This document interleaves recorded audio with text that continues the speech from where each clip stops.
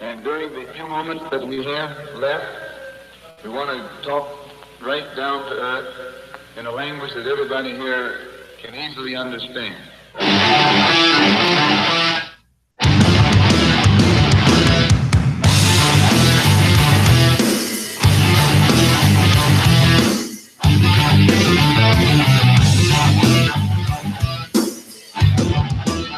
Look in my eyes, what do you see? The cult of personality. I know your anger, I know your dreams. I've been everything you wanna be. Oh, I'm the cult of personality. Like Mussolini and Kennedy. I'm the cult of personality. The cult of personality. The cult of personality.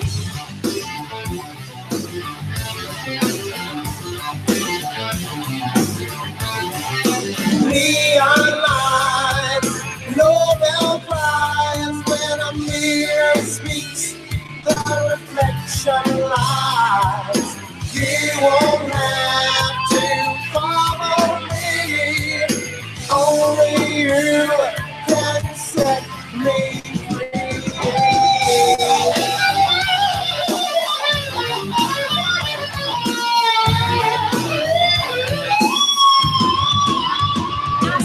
Things you need to be. I'm the smiling face on your TV. Oh, I'm the cult of personality. I exploit you, still you love me. I tell you 1 and 1 makes 3. Oh, I'm the cult of personality. Like Joseph Stalin and Gandhi. Oh, I'm the cult of personality. The cult of personality. The cult of personality.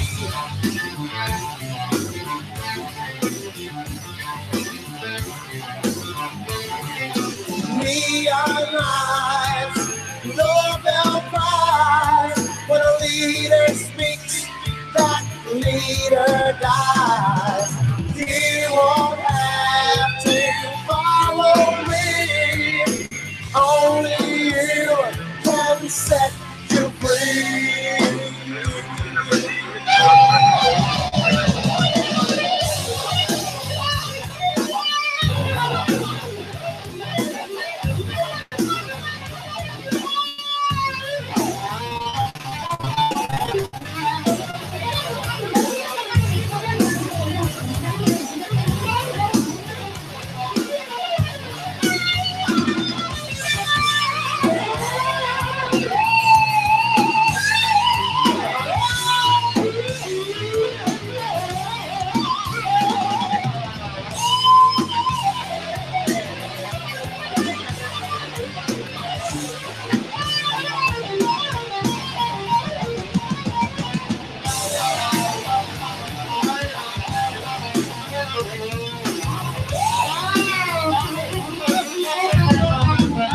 You gave me fortune, you gave me fire, you gave me power in your God's name. I'm every person you need to be. Oh, I'm the cult of personality. I'm the cult of, I'm the cult of, I'm the cult of, I'm the cult of, I'm the cult of, I'm the cult of, I'm the cult of, I'm the cult of personality. Not what your country can do for you.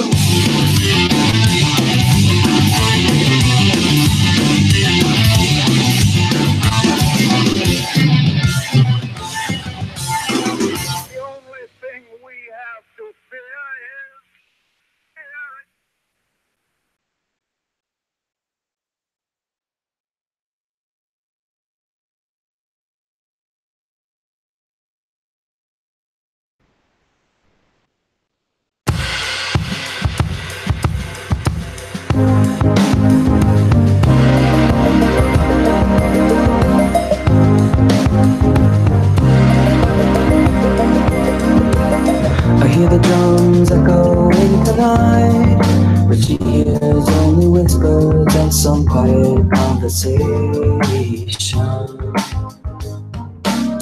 She's coming in 12:30 flight. The moonlit wings reflect the stars that guide me towards salvation. I stopped an old man along the way, hoping to find some old forgotten words or ancient melodies. He turned to me as if to say, hurry boy, it's waiting there for you. It's gonna take a lot to drag me away from you. There's nothing that 100 men no more could ever do. But bless the rains down in Africa. Gonna take some time to do the things we never had.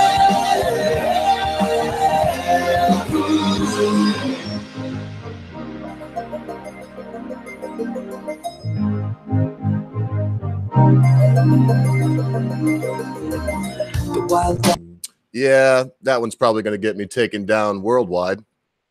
I can't believe that there's now a melding of Weird Al Yankovic and Weezer.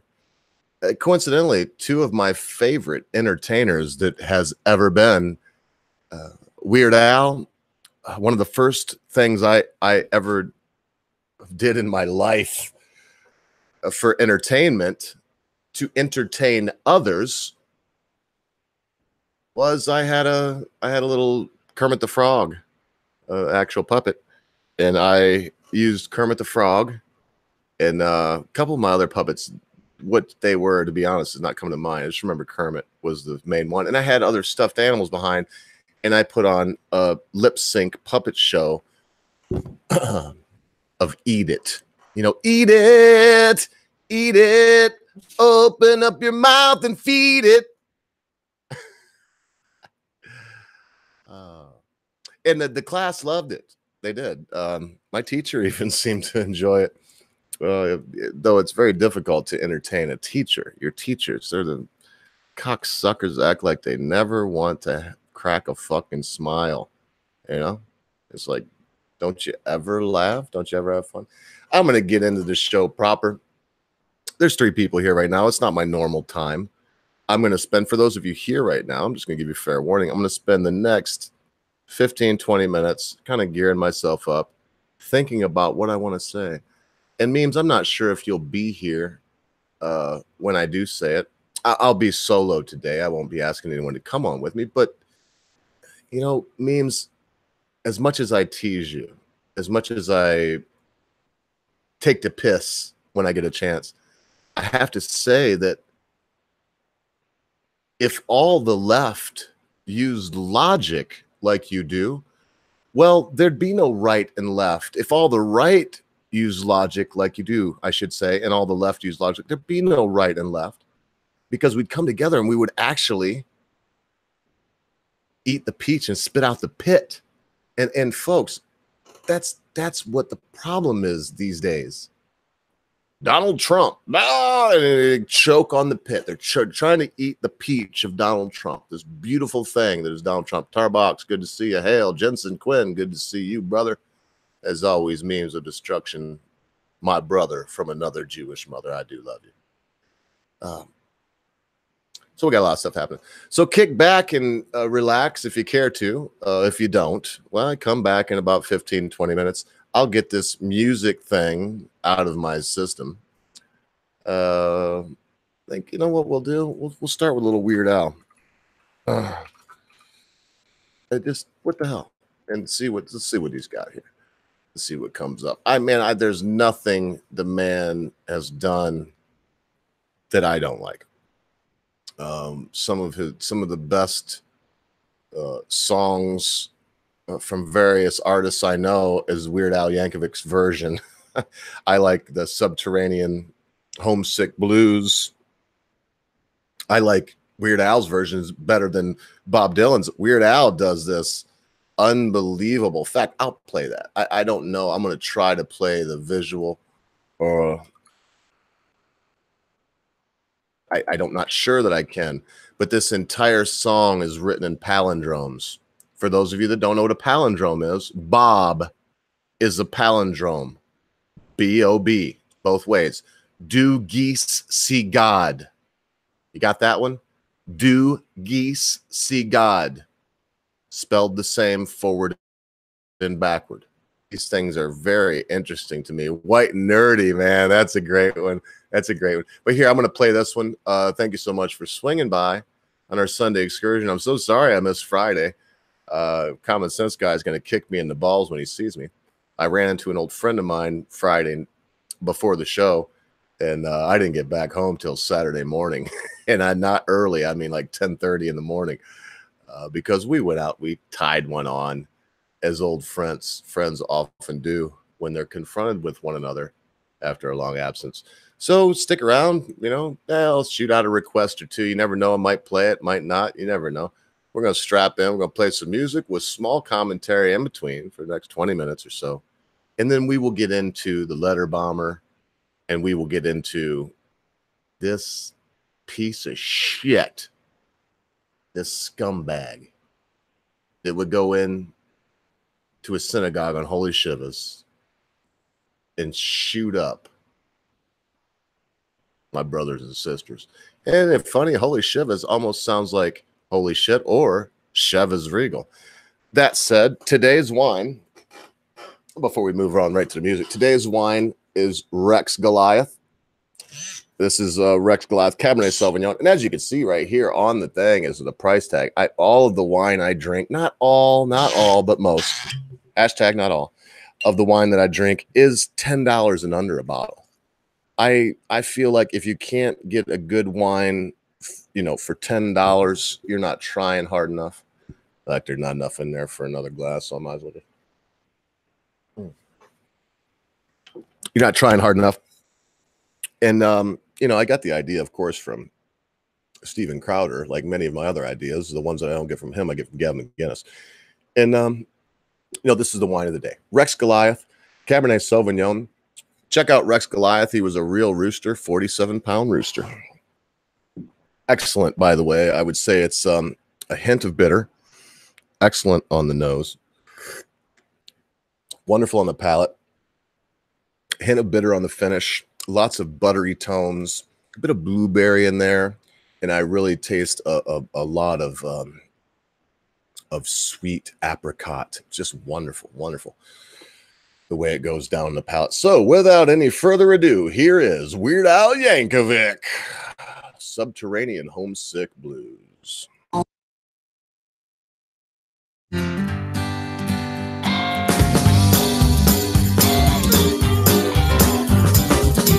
an am regal, a German am I.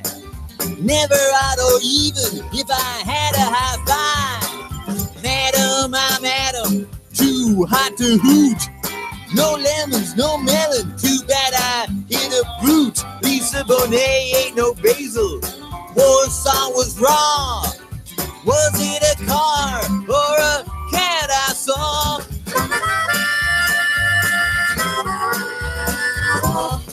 Rise to vote, sir. Do ye see God? You 9-man interpret, 9-man I nod. Rats live on no evil star. Won't lovers revolt now? Race fast, safe car. Pause the Safmont is as selfless as I am. May a moody baby do a yam.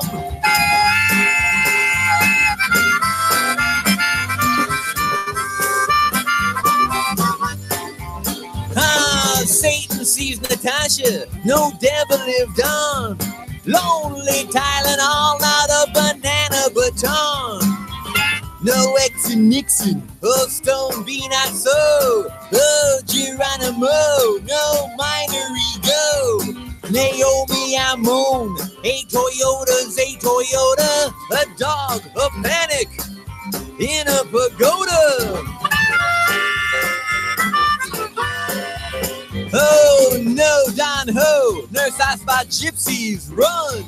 Senile felines, now I see bees I won. UFO tofu, we panic in a pew.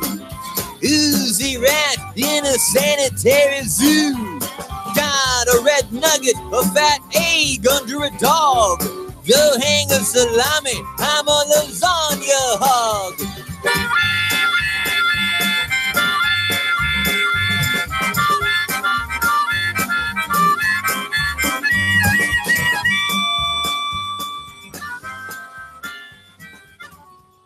And keeping that in mind, I will try to play some other music that actually takes talent, because music, it appeals to us emotionally, but it also can be logical. And as we see right there, it can be very academic. I mean, my gracious, I don't know what Weird Al was thinking when he sat down to write a song that was a palindrome. The only thing that could have made it better was if the entire song was a palindrome. You know, if he did every one of those palindromes in a way that it came out to where the entire song was a palindrome. Now, I know a guy, Dr. Ron Dupree, one of my professors way back when in seminary, and him and a good friend of his would communicate in palindromes. Now, we're talking about people that are on the next level, because we look at that thing that we just saw, and we, meaning you and I, we think, wow, that's every palindrome ever could be on Earth. No, folks. No, there are people. I mean, Dr. Dupree shared with us a letter that he wrote to his friend that was all in palindromes. Every sentence was a palindrome, and the entire letter was a palindrome. And no, it wasn't one paragraph. It was a letter. It was a letter that you read and conveyed meaning. In other words, yeah, because anybody could just like make a bunch of palindromes, stick them together, call it a letter. No, this was a letter that he wrote him and conveyed meaning through. And when you read it forward, you could turn around and read it backward, and it would say the exact same thing. Very interesting. There's been a lot of intelligent people through the world. Now, I'm going to be careful here because of my own personal convictions. One of those people was Aleister Crowley. He said, look, we got to learn to walk backward, talk backward, sing backward, read backward. Everything that we do forward, we will do it backward. And you can read all about that in Magic, the book by Aleister Crowley. Why? Well, he had his own reasons why. But people that are clinically insane because they are so intelligent have been pulling this kind of shit on us for quite a long time. Now, as I said, I'm talking to you folks here, just like it's nothing, while I am desperately searching for something that I'm desperately searching for. And I am not that good at multitasking. I try my best. So while I'm looking for that, no, I can't, because I'm going to stick with things that are very difficult to play, things that take a lot of talent to play. So I am going to look up this Soul Hat. Yes, I must. And why? Because Soul Hat they're one of those bands, intricate beats, it's cerebral. I don't know how else to say it. Very cerebral, the way they put their music together. So I'm just killing myself here, banging my fucking head against the wall, and all I had to do was that right there. So let's see if you all will enjoy this one as much as I do. This is a tune, as I said before, by a band that will get me struck down all but worldwide, called Soul Hat. And this tune is called It's Good to Be Gone. Listen carefully.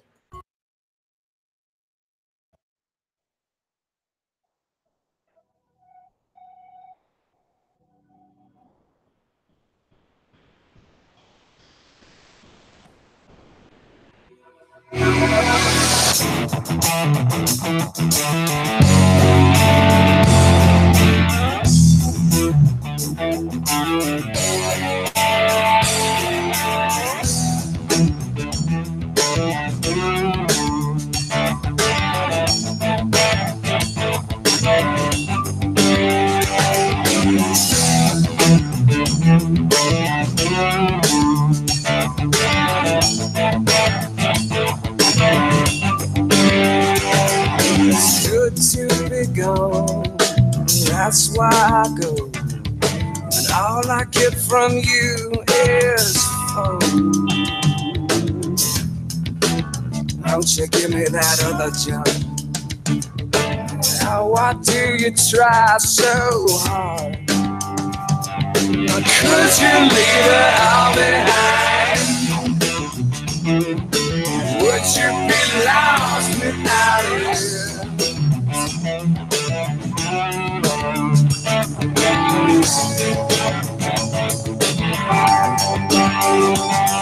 I once had a love, sweet as could be, but all that ever got me was drunk. Yeah, believe me when I say it is. Why do you try so hard when it's easy?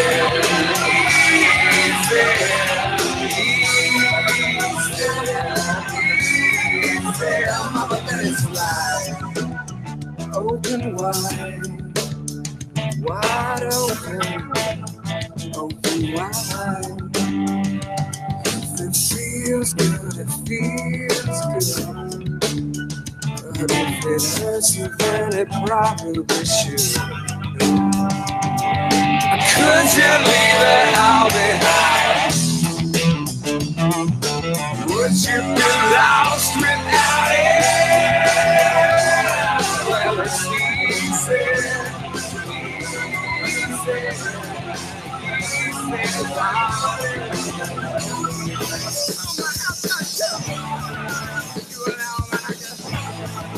Now what I get from you,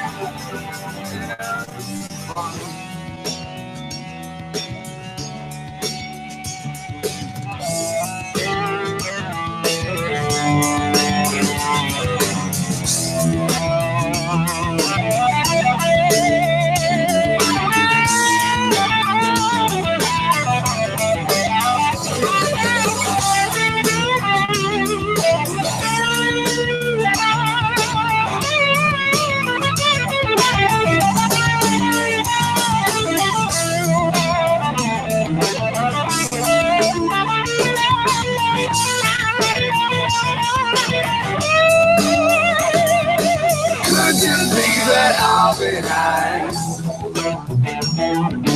Would you be lost without it? Could you leave it all behind? Would you be lost without it? Well, it's easy.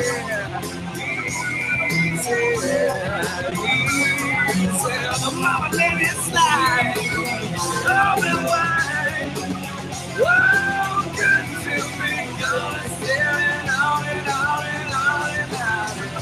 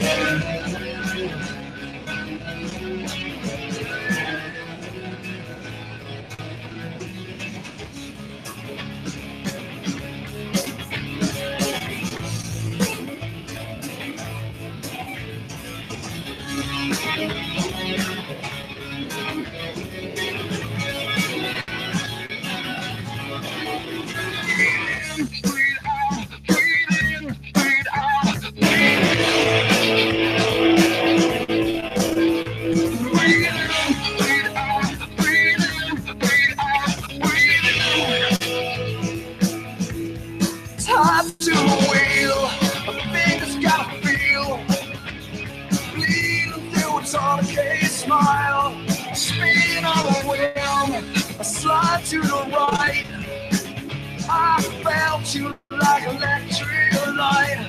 For our love, for our fear, for our rise against the years and years and years. Got machine head, I'm around, green to the red, washing my head. Got a machine head, got a mess, green to red. I walk for my machine. I walk for my machine.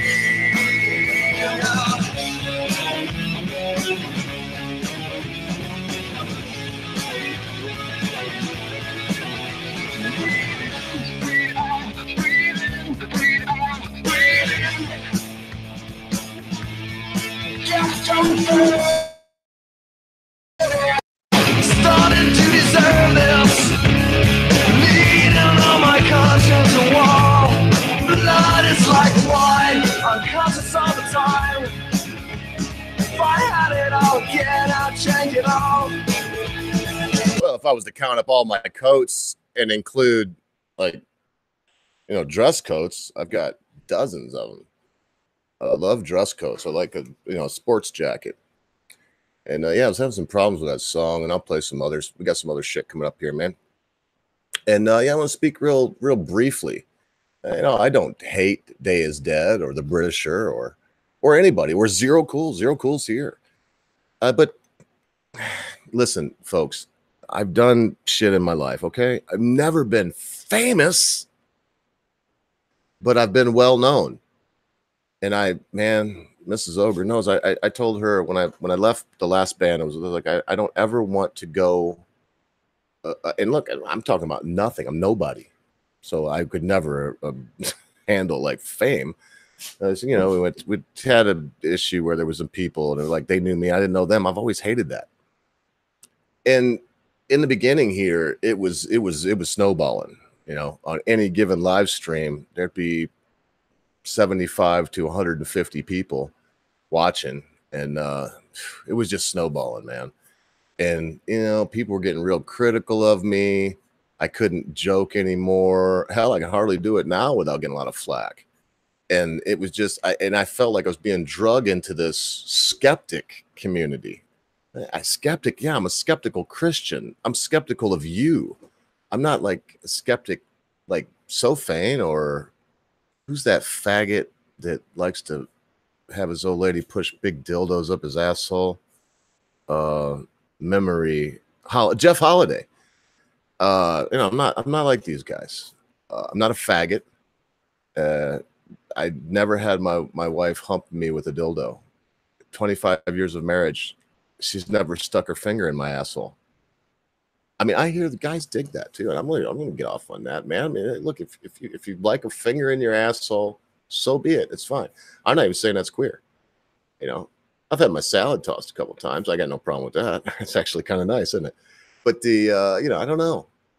Maybe I'm a homophobic because they say homophobic. You know, you're homophobic. You don't want somebody to stuff their finger up your fucking asshole and twiddle around up there with a turd. No, I don't.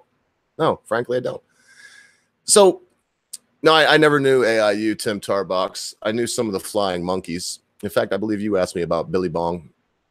And but I never really knew AIU. Good guy, though. Love his shit. Underrated, man. And just a great tweaker. He's a fucking tweaking son of a bitch. And I just love to hear him go off. And he likes to talk about people accuse him of doxing and shit. And he'd show motherfucker how to dox somebody. You know, I just like that. You know, he's like the Teflon Don, man. But I found something about these people. Of all the people that I've met that are YouTube famous, I'm going to tell you all right now, the only ones that I know are cool people, all right? I'm going to name 3 of them, are James Woods. He follows me on Twitter. I talk to him from time to time. I can prove it, but I'm not going to show any private messages. I would just show some DMs if somebody calls me a liar on that. Love James Woods. I can't believe that he takes time to notice a fucking guy like me and that, you know, we correspond. It's excellent. And he is an intelligent and a straightforward guy. I love James Woods. I would say next to that would be Count Dankula. He is the catalyst that brought this up. Dankula, unreal. The last time I had him on the show, Coach Red Pill was on at the same time, and I don't know if Coach Red Pill fucked it up or not. I don't.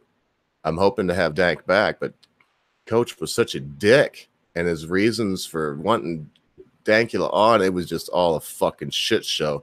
and it made me look bad. So I do hope that it didn't hurt it, because Coach Red Pill goes in the other basket, not into the one I'm telling you. And this is tough for me, but I'm going to say the third that makes it's Matt Christensen. Matt Christensen. No, I'm not like James or Dank. I don't really talk to Matt. Had Matty C on the show a couple times. Loved him. And just a genuine guy. You know, they had that beta and the beauty and the beta. And he tries to pull it off like he's a beta male. And he acts all this, oh, shucks, kick the ground. He's actually really smart. And maybe I'm wrong about this, but I don't think he's a beta in the sense that you're going to go up and poke him in the eye. Good luck. That skinny fucking mountain boy looks like he'd fuck some shit up. And so, look, I woke up one day, shot up in subs so quickly, was getting 450, 500 views on live streams. You can go back and look at them. They're all still on my channel. And I don't like that, folks. What I like is this. Right now, there's 10 folks here. There was just 11. I think one dropped off. Oops, they'll be back. There's 10 of us here. This is a nice conversation with myself and with you folks. And look, I know everybody here. I know Loafer. Known him for a couple years. I know fucking Memes forever. I know Zero Cool for over 2 years. Tim Tarbox, he's new, but I've known the guy for 6 months. Who else is up in here? We got some people. I know you all. You all know me. It makes a nice, intimate thing that we have. And what some people strive for and what other people strive for is different. Now, I'm aware that in the wintertime, I'll be doing more live streams. I'll probably end up doing damn near one a day because there'll be very little for a farmer to do in the winter. And I know that it'll go up. The amount of views will go up. But hey, look, I'm not doing anything to promote it. Everybody so far that has pestered me to promote it, i.e. Magic Carpet Ride. I don't want to say its whole name. Everybody knows what I meant by that anyway, but Magic Bollocks. I don't want to be pestered about, let's get more subs and we should do this. And this is our business plan. There's no fucking business plan here, folks. The plan is that we take care of business. We get together, we smoke a doobie, we have a fucking beer. I tell you what I think, but you don't take it too seriously. You tell me what I think, but I don't take it too seriously. We bring our ideas together. We stick them in a bag. We shake them up. We pull new ideas out sometimes, but more often than not, we go home with our same ideas that we had to begin with. I'm not here to change your mind. I'm here to entertain you a little bit. I'm here to be your friend. I'm here to hang out. It feels like I'm having some slowdown issues. It's Sunday, so everybody's home. I'm going to go around and the bin here and shut some things down. I'm going to turn my quality down here a little bit. You'll still be able to see me, but I'll just be a little hazier. Because I don't want you to lose the audio, and I definitely don't want you to lose the music that's coming up. Something and most people would say, well, Ogre, you're full of shit. You want to be famous. You want to have, 2 million subs. No, I think there maybe somebody out there understands where I'm coming from. Not everybody in the world has grandiose goals. I already reached my grandiose goal. I'm 44 years old, folks, and I'm retired for all intents and purposes. And does that mean I don't work? No, hell no. I work a lot. But what it means is I don't work for anyone else. I don't punch any time clock. And I know people seem like in the past people thought I was being pompous about that. Maybe I was at times, but I'm not now. I'd be more than willing to tell anybody that asked in a private setting, how I accomplished that. Could you do it? I think so, but you'd have to think so also. And to be able to do what I've done here, unless you're very wealthy, it takes a lot of sacrifice. It took a lot of delayed gratification. It took a lot of me saying, well, I can do this now, but if I don't, I will be able to reach my goal. My goal was to retire at 25. I didn't reach that goal.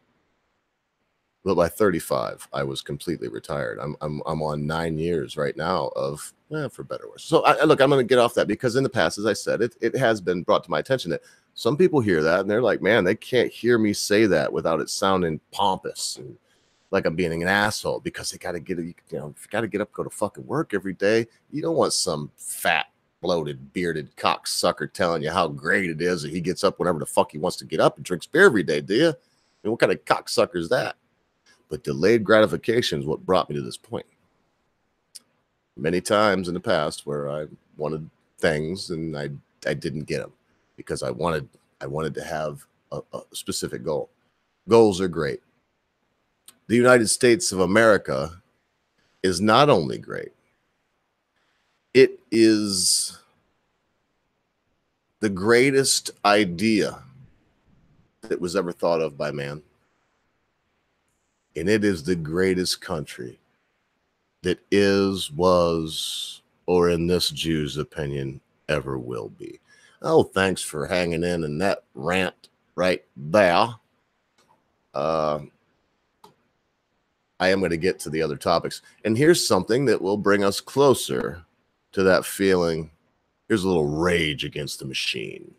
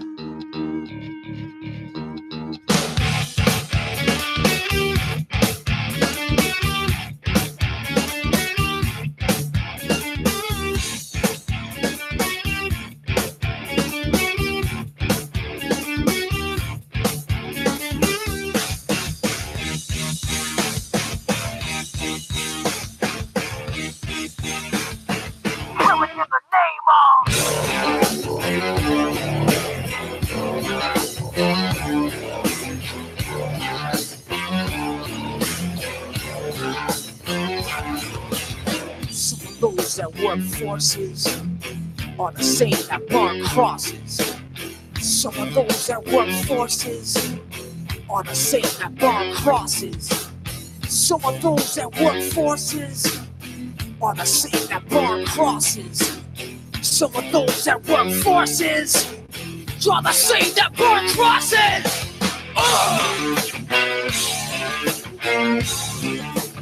Killing in the name of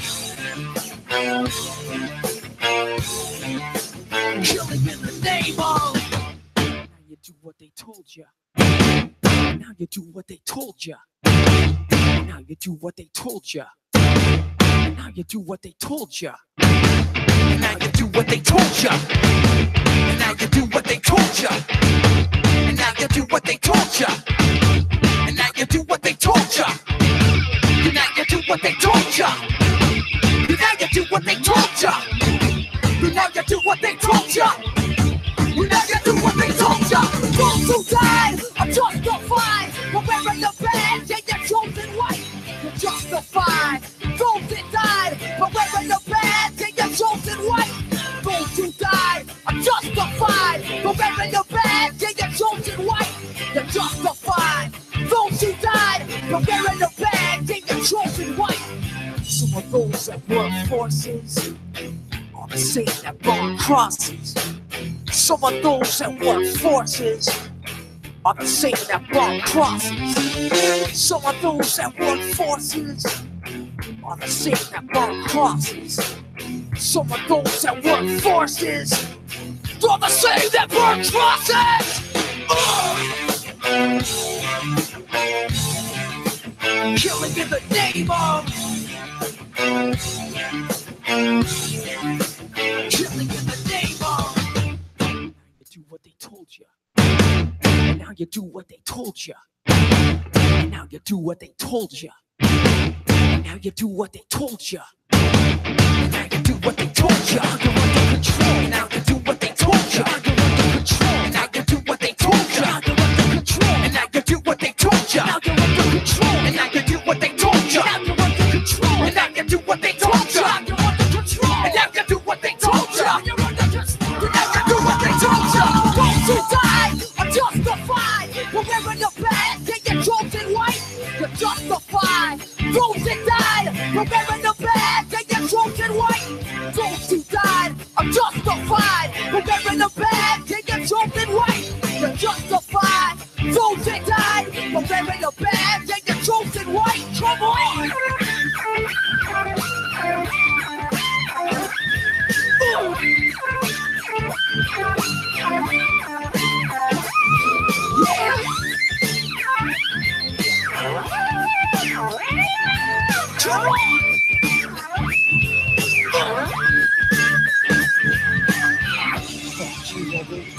Tell me, fuck you, won't do what you tell me. You won't do what you tell me. You won't do what you tell me. Fuck you, won't do what you tell me. Oh, and they get real repetitive here.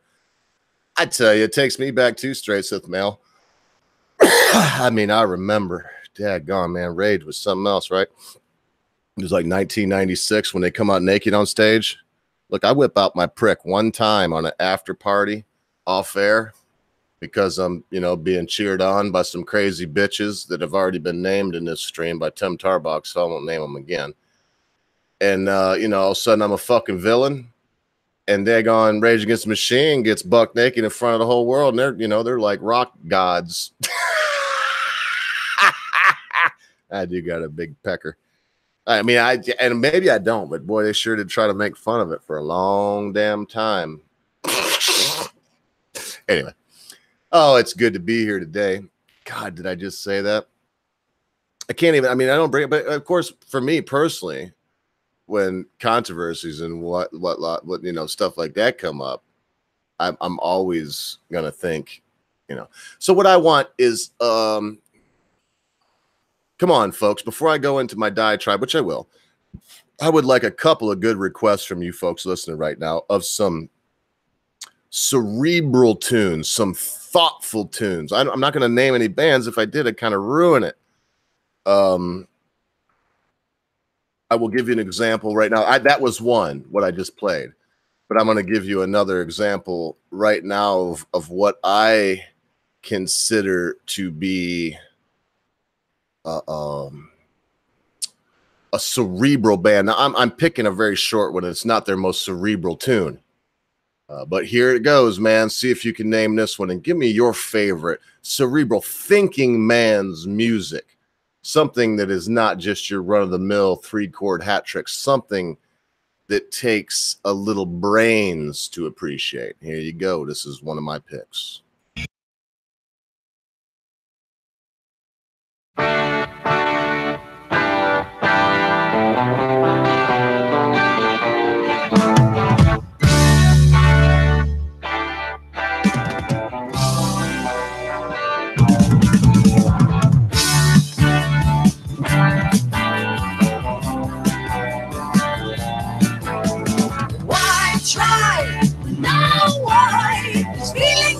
He said the time I was gone, clear air, life ahead.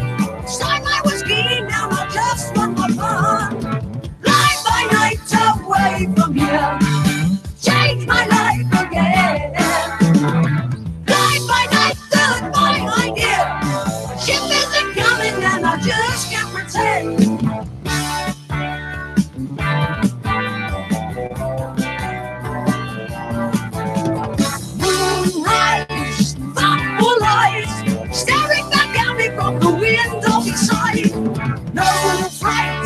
Hindsight, leaving behind that empty feeling inside. Night by night away from here, change my life again. Night by night, third my mind, yeah. Ship isn't coming and I just can't pretend. Wow.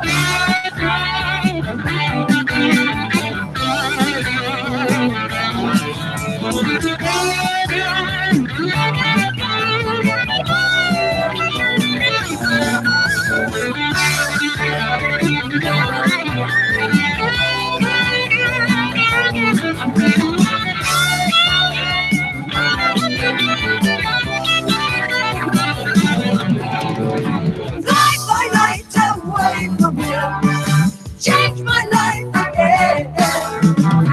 Night by night, through my idea. Ship isn't coming and I just can't pretend. Start on the chapter, find what I'm after. It's changing every day. Changing the seasons and not with the reason to want to get away. Quiet and dancing, my thoughts apprehensive. I was stripped away, leaving my homeland, lying alone, and my life begins today. Slide my nights away from here, change my life again. Ride my night, goodbye, my dear. Ship isn't coming, and I just can't pretend. Ship isn't coming, and I just can't pretend. Ride my nights away from here, change my life again. Ride my night, goodbye, my dear.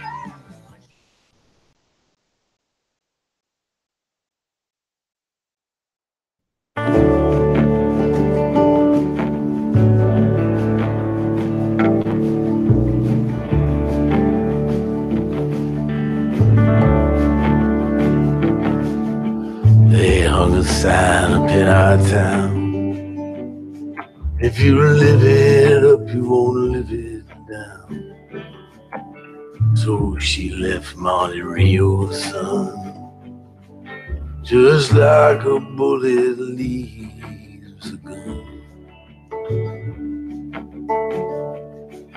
With a charcoal eyes and Monroe hips, she went and took that California trip.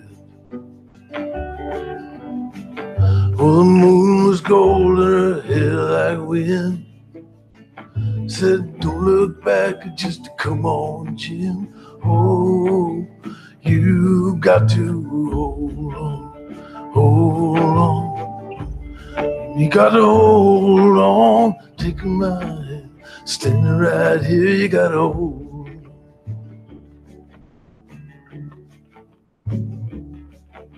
Well, he gave her a dime store watch and a ring made from a spoon. Everyone's looking for someone to blame. When you share my bed, you share my name. Well, go ahead, call the cops. You don't meet nice girls in coffee shops. She said, baby, I still love you. Sometimes there's nothing left to do. Oh, but you got to hold on. Baby, gotta hold on and take my hand. Standing right here, gotta hold on.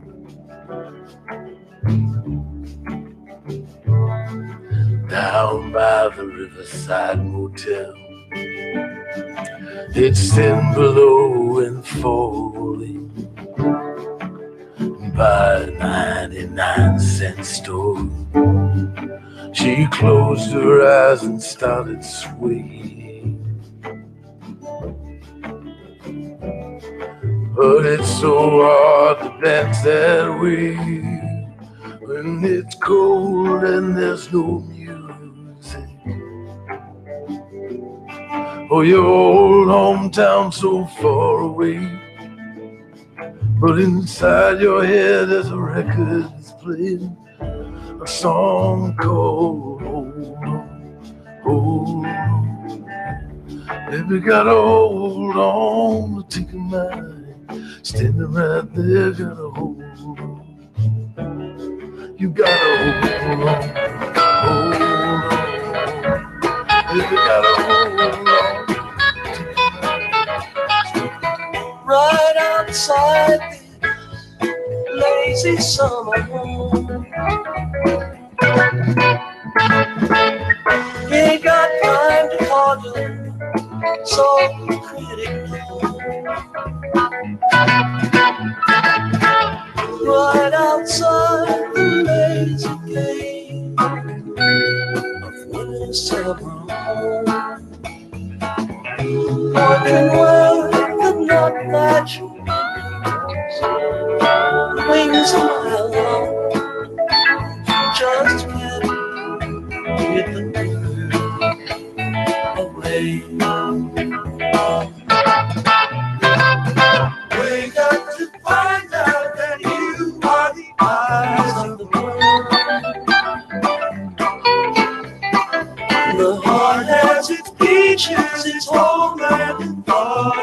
it's all. Wake now, discover that you are the song that the morning brings. The heart has its seasons, its evenings, and songs of its own.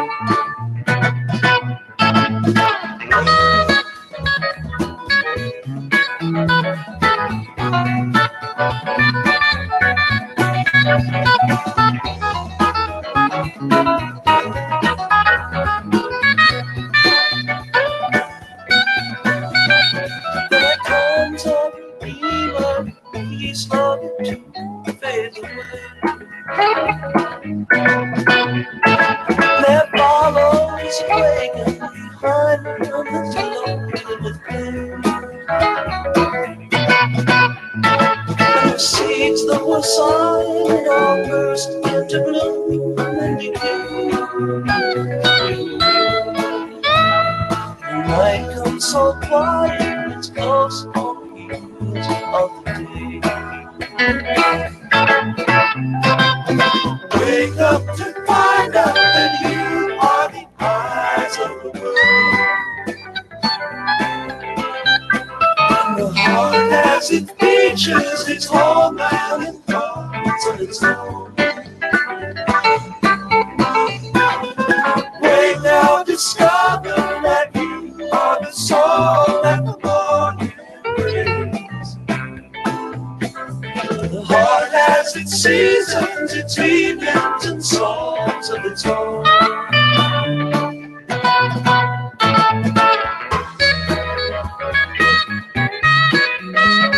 Yes, I would say that is indeed some thinking man's music. And now I want to take a little time to be a thinking man myself.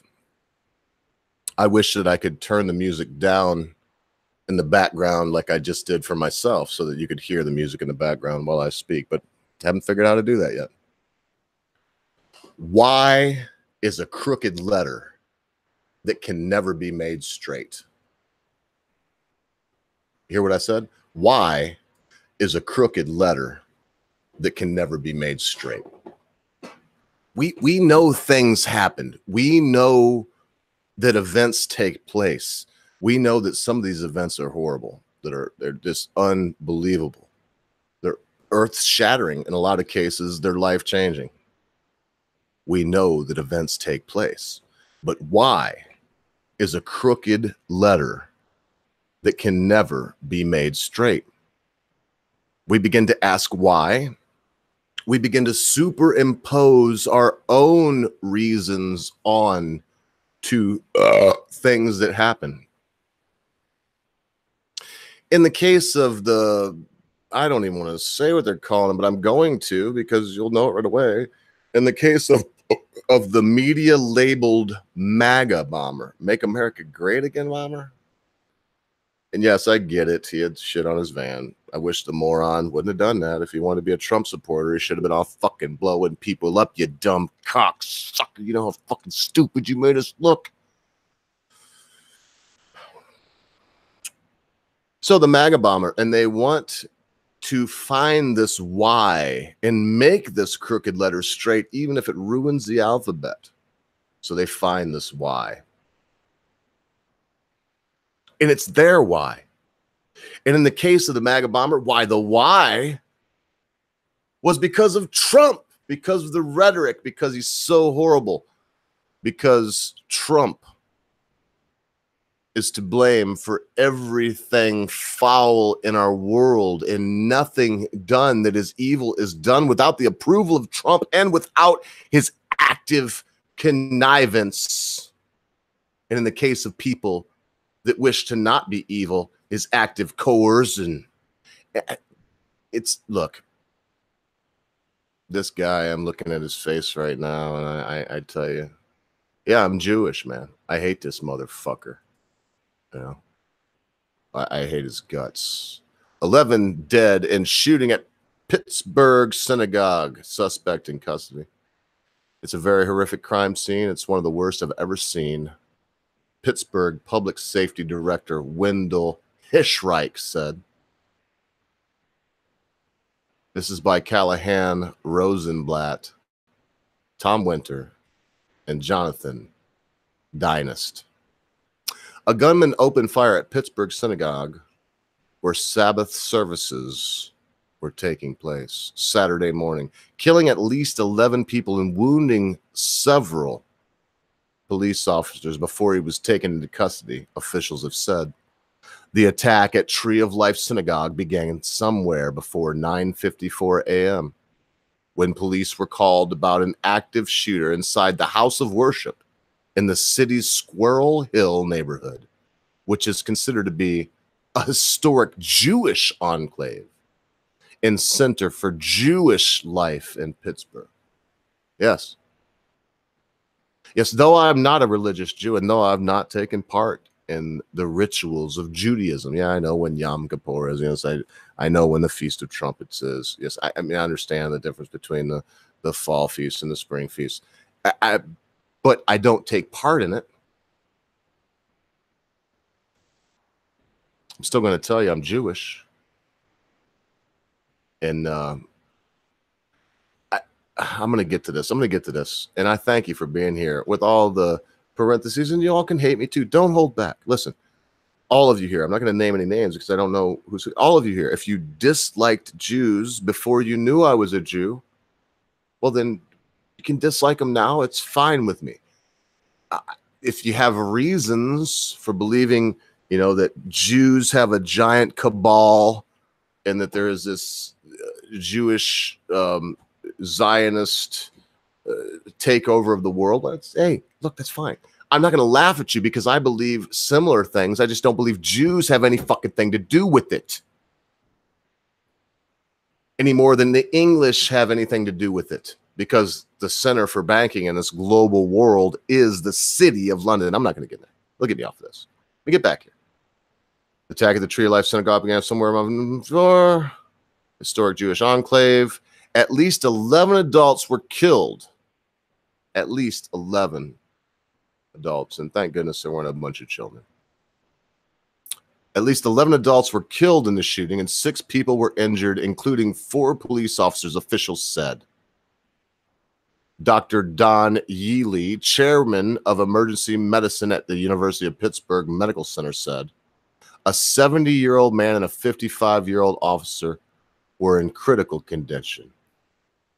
It's a very horrific crime scene. I don't want to, you know, I don't want to be a bitch here, folks, but listen to what this hardened, grizzled, gnarly Pittsburghian police officer said. It was a very horrific crime scene. It's one of the worst that I've seen. You know, you don't get to be Pittsburgh Public Safety Director as Wendell Heisrick is and be a pussy. You can't do both. You can do one or the other, but you can't do both, because to be in his job, you had to have seen the most horrific things that normal humans, normal people in their day-to-day just will never, ever see. And this man says that it's very bad. It's one of the worst he's ever seen. They murdered 11 of my brothers and sisters. The suspected gunman, Robert Bowers, 46, of nearby Baldwin, was armed with an assault rifle and 3 handguns, authorities said. After entering the synagogue, Bowers allegedly opened fire, and as he exited the building, a Pittsburgh police officer engaged him, according to Bob Jones, FBI special agent in charge of the Pittsburgh field office. Bowers then allegedly shot the officer and retreated back into the synagogue to hide from approaching SWAT, Special Weapons and Tactics officers, Jones said.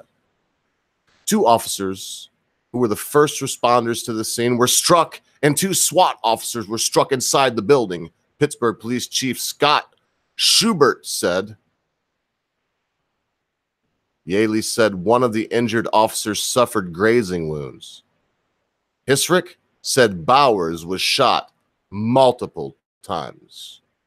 And Heisrick, I'm sorry if I'm getting these names wrong, Heisrich, but you see them right here. You can read them for yourself. Bowers was shot multiple times. I have no pity for him.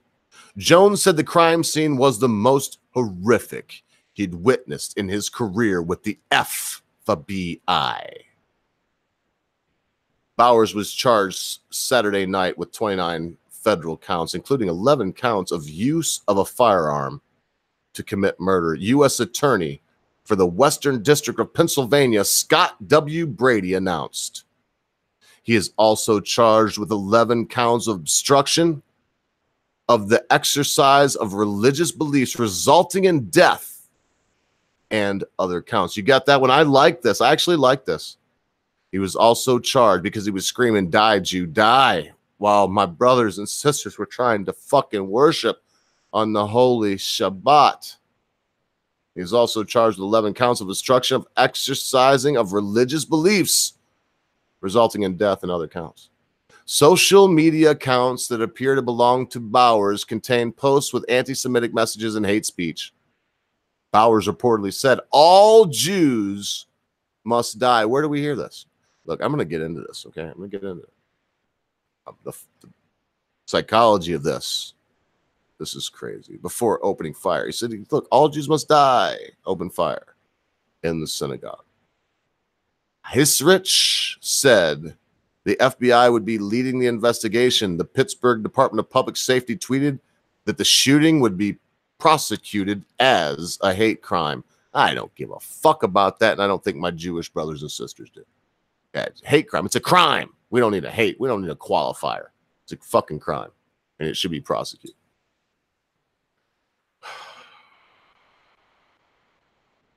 Congregations told MSNBC that circumcision celebration known as a bris was taking place in the synagogue this morning. We also call it a naming ceremony, folks. They don't have to know that it's circumcision.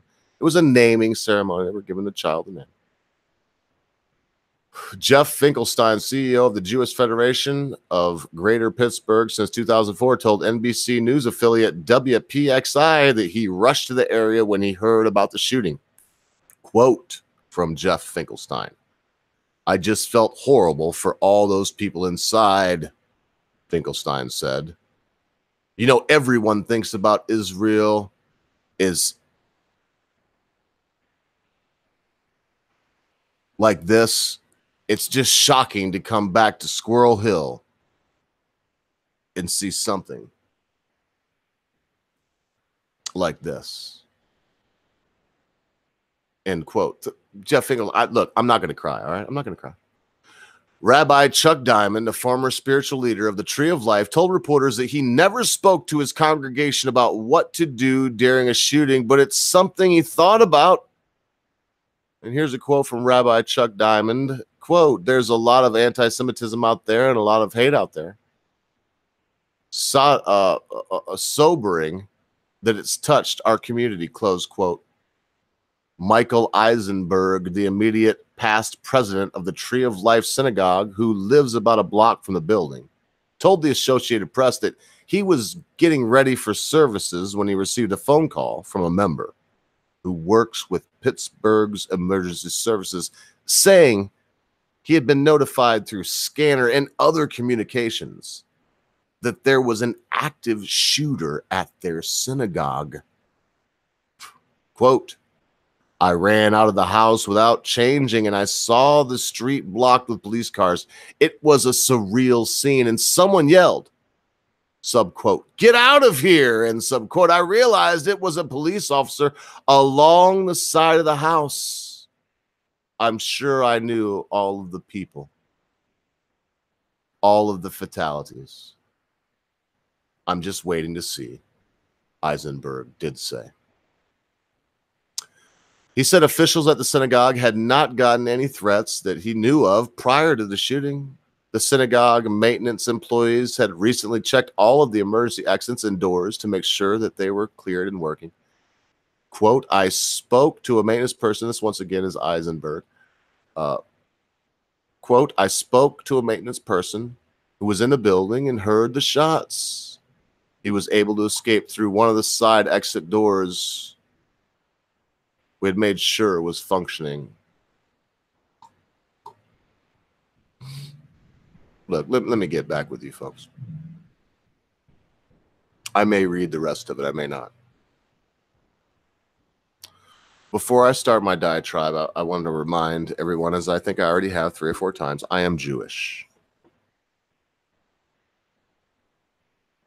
To my knowledge, in the recent family tree that I have, the only non-Jewish person in that tree was my mother's father, my grandfather, my maternal grandfather. So yeah, I know we're strange people. Most folks don't understand us.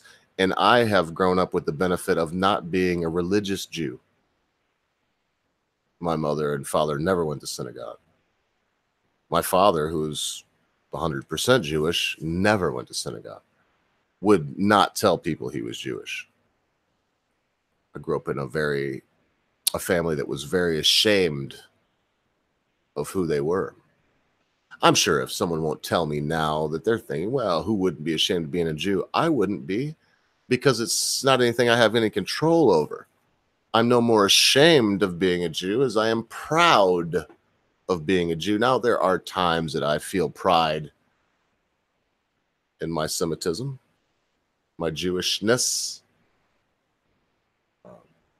But to find pride in something that you have no control over, I find more pride in my tomato plants. I'm avoiding. Let me stick with this.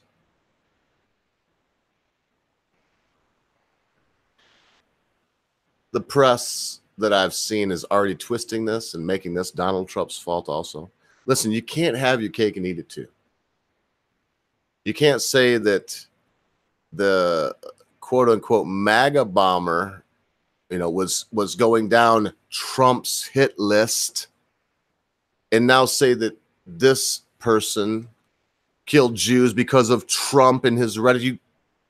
You can't, this is cognitive dissonance. This is holding 2 contradicting facts in your mind simultaneously. I don't know how it doesn't drive people nuts.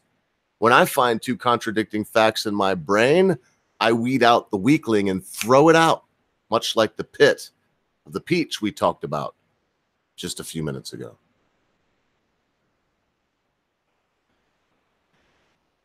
I'm not going to do what I wanted to do, and that was just amp up, right? I should be amped up right now. They killed people that had the same blood that I have. So, you know what? People die, don't they? People do die. Sometimes children get mowed down in fucking schools, as hard as that is to believe. Sometimes a soldier, for sheer love of country, eats a bullet and dies face down in the muck of a foreign land over a cause he doesn't care about, all because he was a faithful son and didn't question why. He just did and died. In this world that we're in now, hey, how you doing, Common Sense? And I wouldn't invite anyone else on, but I missed Friday. I don't feel bad about it. But if you'd like to come on and talk about any of these things, Common Sense, of course, you are always welcome, sir. And I'd be more than happy to have you on. And I'm sorry for everyone else. I'm not trying to be a dick, but this is a solo day. And by solo, I mean myself and my co-host or no one else. And besides that, Common Sense Guy and I, we try to argue a lot and stuff. But the fact of the matter is, when we're together online, for the most part, we're of one mind and we just are able to give each other's breaks and go on. So it's nice. But it is Sunday, so I'm sure that he's probably busy. And if you are, Common Sense Guys, so good to see you here. So good.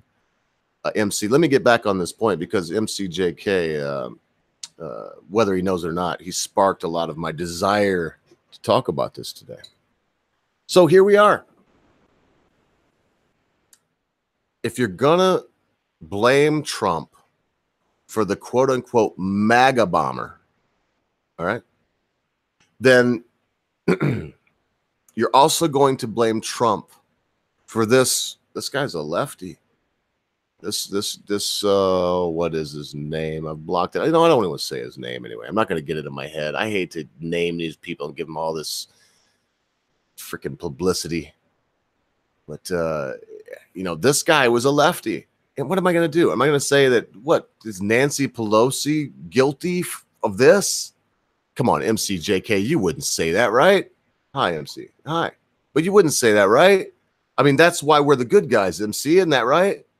Because we don't sit up here and say that, well, because this horrible thing, we don't sit up here and say this horrible thing happened because Maxine Waters said get in their face at a restaurant. Now, it's tempting, and sometimes I even do say this because I feel like what's good for the goose is good for the gander.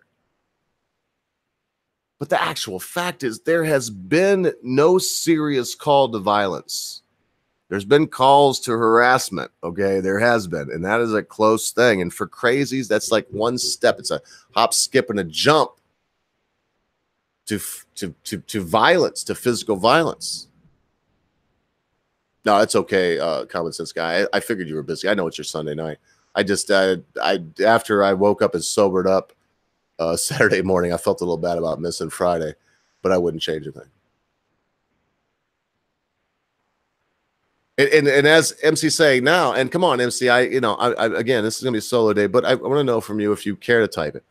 I mean, there is a difference, right? There's a difference. Now, both of these people were evil.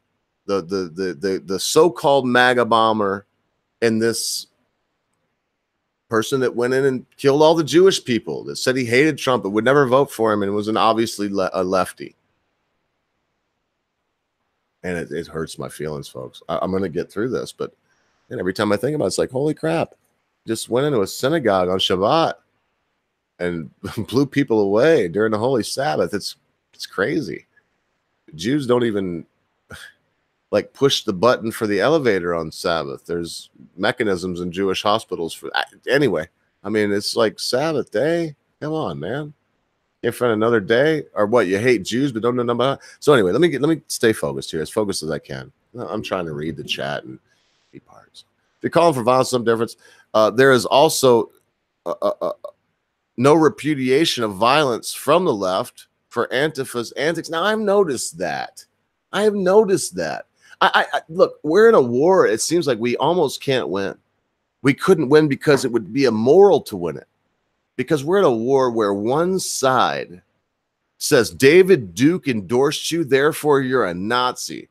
You didn't denounce soon enough, didn't denounce soon enough. As far as I know, man, I followed Trump very close. He denounced immediately when he was asked. He was like, I don't know David Duke. Who the fuck's David Duke? I don't know him.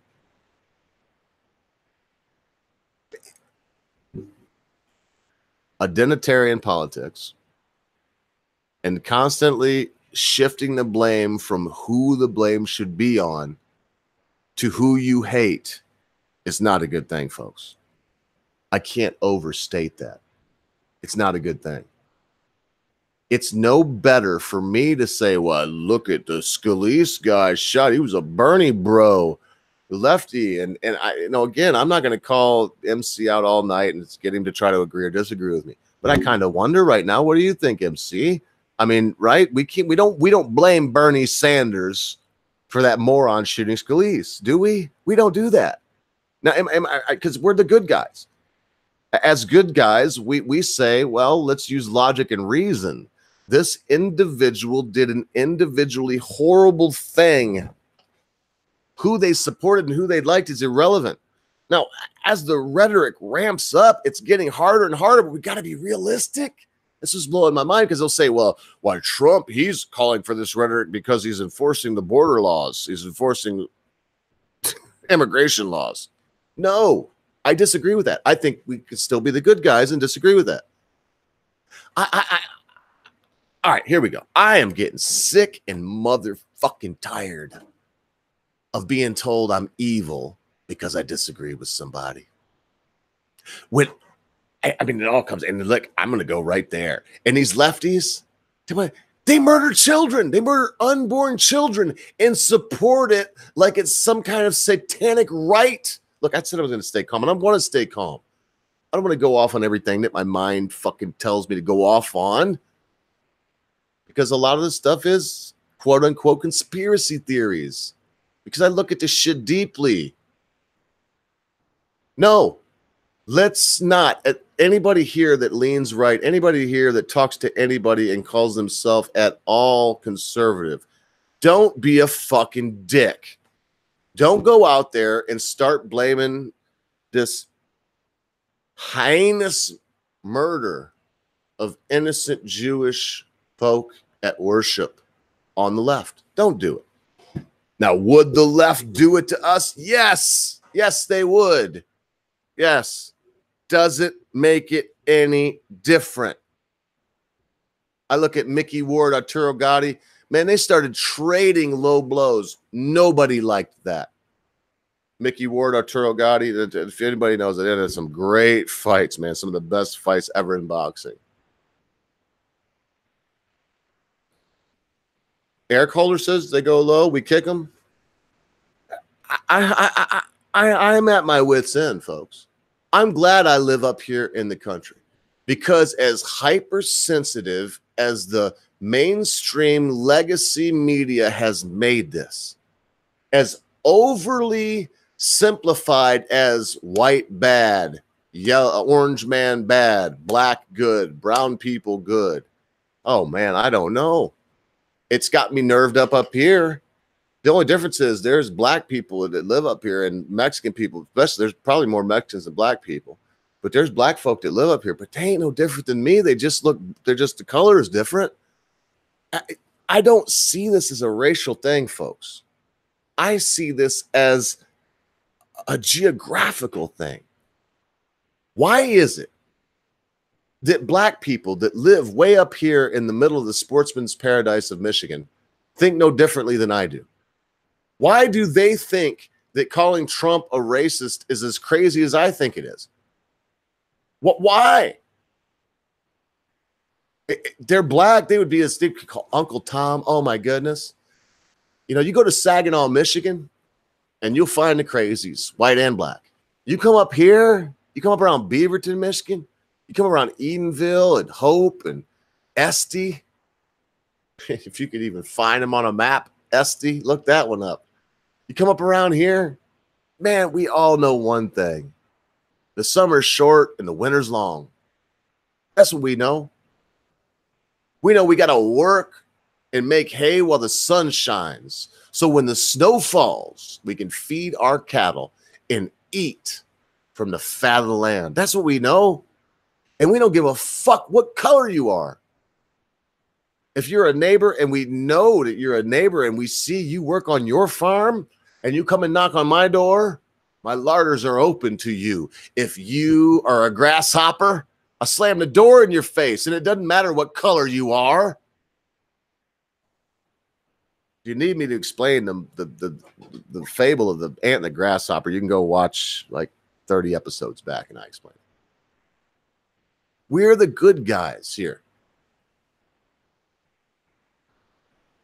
By we, yes, I mean you too, memes of destruction. You know, you may lean left, but you're not a lefty lunatic. You have a brain. There's been many times we've been talking, and I've agreed with you on things that a lot of these dyed-in-the-wool righties would be like, oh, Ogre, you agreed with him. And well, yeah, because he made sense. And then vice versa, same thing. Let me read some of these comments. Ogre, have you seen how not every Trump supporter... Man, my eyes are getting so bad. How not every Trump supporters are now racist terrorists that live on a tinderbox. Yet no one can conflate Muslim terrorism for the actions of all Muslims. That's getting stupid. Yeah, it is, isn't it? If you voted for Trump, you're a racist. But you know, if you even say that there are some Muslims that do murder Christians, you're an evil, bigoted fucking piece of garbage. Oh my goodness. Means Joe says Palin pain begets pain, hatred breeds hatred, violence spawns violence. Truer words never spoken. MC says, I don't blame Bernie. I condemn the entire left for intentionally engaging and encouraging this attack. Look. Fuck me, man. I'm going to jump off on that for a minute, okay? And I'll read some more comments. Actually, I'm going to highlight this and I'll read a couple more comments because it's you know, I want to read some of your comments, but this is important. And yes, I kept on calling on MC because he keeps up on this stuff and he's like my guru. You know, he's one of the guys that I look to when I want to know the answer to questions. He's older and wiser than me, and we think a lot alike, although he's not always correct. So Meme says Mickey Ward was a decent dude when I met him a couple times at the gym. No shit, man. He's one of my heroes. Memes. I would love to meet the guy. I've always heard that about him, that he was a decent fella, and heard from everybody that's ever fought him, don't get hit by his left to the body.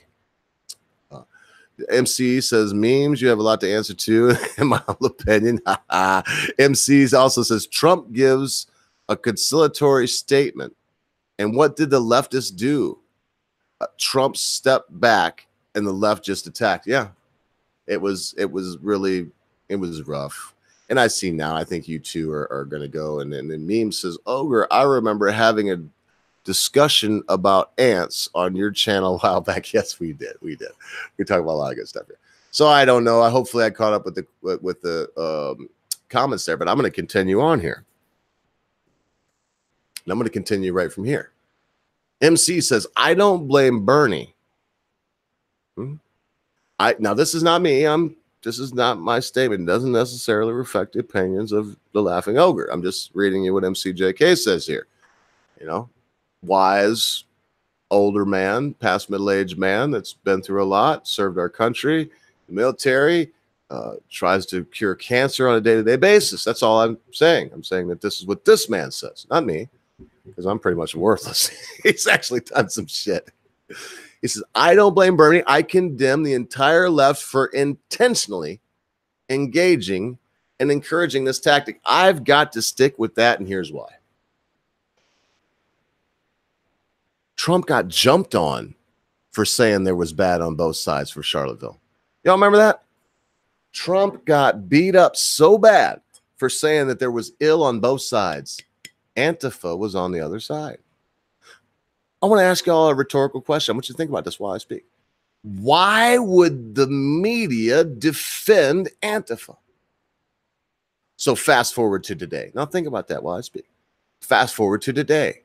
We have this same deceptive, lying, left intoxicated media telling us now that Donald Trump is simultaneously guilty for the so-called MAGA bomber. I will call him the impotent letter bomber because none of them would have exploded.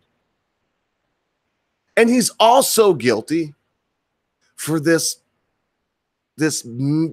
animal that goes into a synagogue on Shabbat and shoots up 11 people, kills them dead, shoots the cops up. By the way, I can't say this too many times. I know you've heard this. You listen again.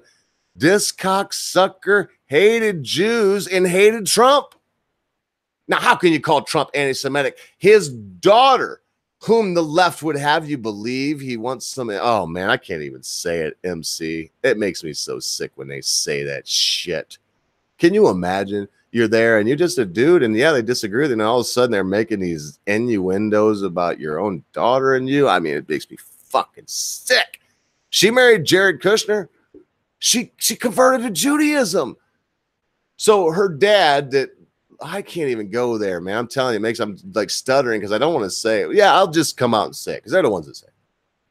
So her dad, that according to the left loves her so much, he wants to have incestuous relations with her, was fine with her marrying a Jew. How can he be anti-Semitic? Is that not reaching a little far? Is that not stretching a little beyond what you should? Are you not on the rack now, indeed, being stretched beyond human limitations to the point of drawn and quartered? Is this not fucking insanity? You know, in the left, I know some people here, I don't keep calling names, but I know some people here, they didn't like JFK. I happen to love and look up to JFK. Well, why in blue fuck did the fucking media not say shit about JFK popping fucking pain pills like candy and fucking every short-skirted hottie in the vicinity? Apparently, he had a bad back, but that fucking presidential cock got stiff as hell. I have heard he was a legendary cocksman. That just like Trump said, they let him grab right by the pussy. But we didn't hear they protected him from scrutiny. But Trump, oh my goodness, he tells Billy Bush a true fact. Well, when you're a billionaire like I am, and you're wealthy, and you have a show called The Apprentice, chicks like Stormy Daniels, Mrs. Clifford, the big red cunt. Yeah, and you can say I invented that. Mrs. Clifford, the big red cunt. Let you grab him by the pussy. Now, Donald, why you'd want to fuck her when you're the Donald, I don't know. She got some funky looking titties, dude. And she's a fugly bitch in my opinion. Oh, so that's it? That's all y'all got to say? There's still people here. You still here? You're just gonna let me just wear it out, huh? Yeah, I remember that discussion also. I'm gonna go on for a minute longer, and then I'm gonna probably play some music. And just because it's Sunday and I got nothing better to do, this is probably gonna be a 4-hour stream, one of my famous 4-hour streams. I probably shoot out the link, and I would like to have some people on that care to give me opposing opinions. I don't really care to have, and if nobody has an opposing opinion, well, then fuck off. But opposing opinions, because, echo chambers suck. What the fuck is wrong? Memes, you are the fucking only lefty I know that has a lick of sense, dude. The only one. I mean, go follow Sofane's Twitter feed for 10 minutes, from poisoning the well. Go follow that. You talk about fucking insanity and cognitive dissonance. You talk about an absolute mouth-breathing fucking moron. Oh, there you go. You can go look at that, and you would see exactly what that means. It's something else. We need to hope for a red tsunami. I just watching Stick, Sex, and Hammer, and I mean, oh my goodness, all of the people that I trust and I look to for news are telling me right now it looks like probably going to win the Senate and lose the House. And Nancy Pelosi would be Speaker of the fucking House.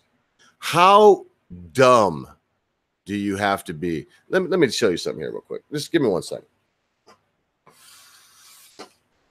How dumb do you have to be? Have you ever looked at the woman? For one thing, she always does this. I'm just saying that there's something to be said. Look at her hands. They're spread out like this. Spread out.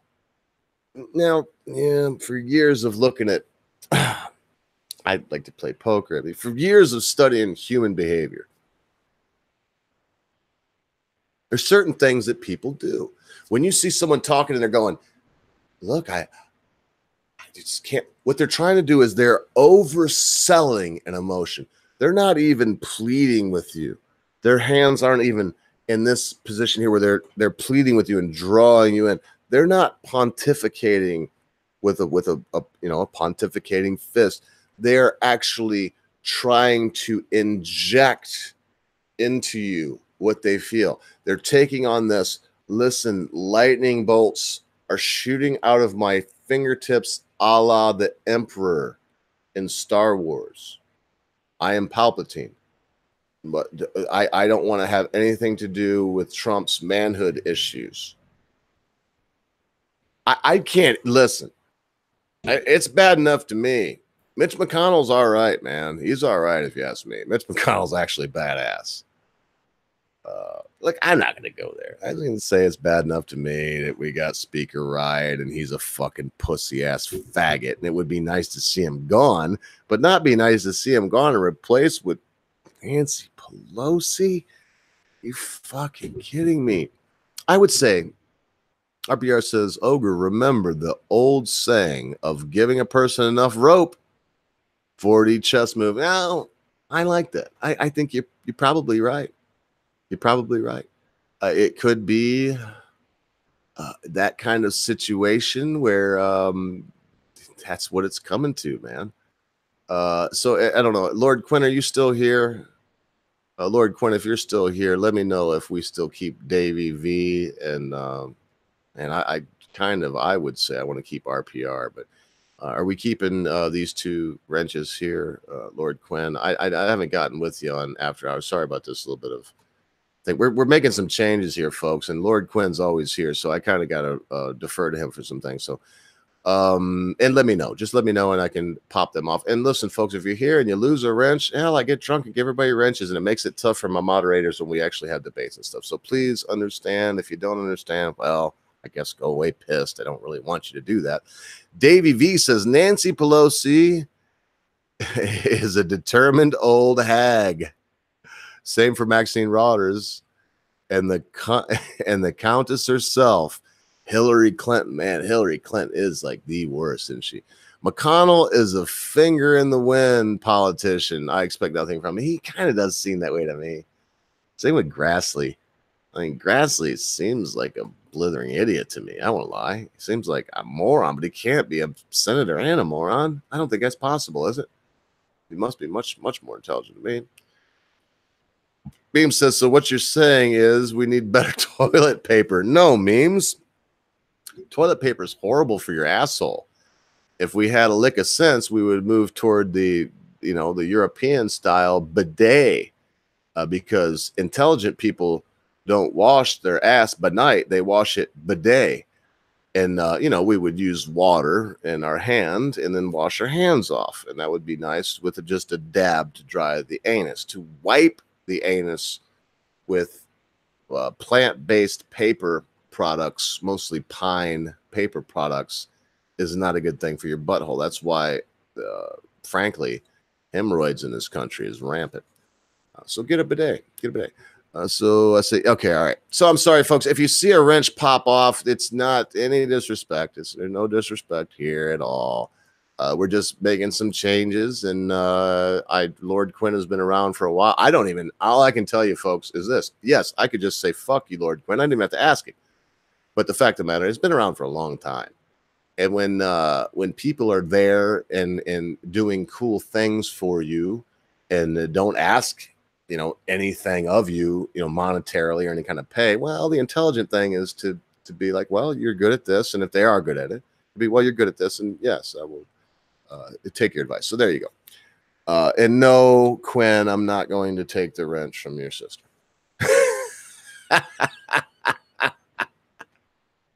No, you know what? I am too, fucker. I'll take us so much. And let me get back. So, folks, I'm glad we're all here. Probably going to take a little break here in about 15 minutes, 10 minutes, play a song or two. And then I think I would like to have a panel. So, well, if you'd like to, sweetie, it's pretty big around, and I will want to put it in your ass.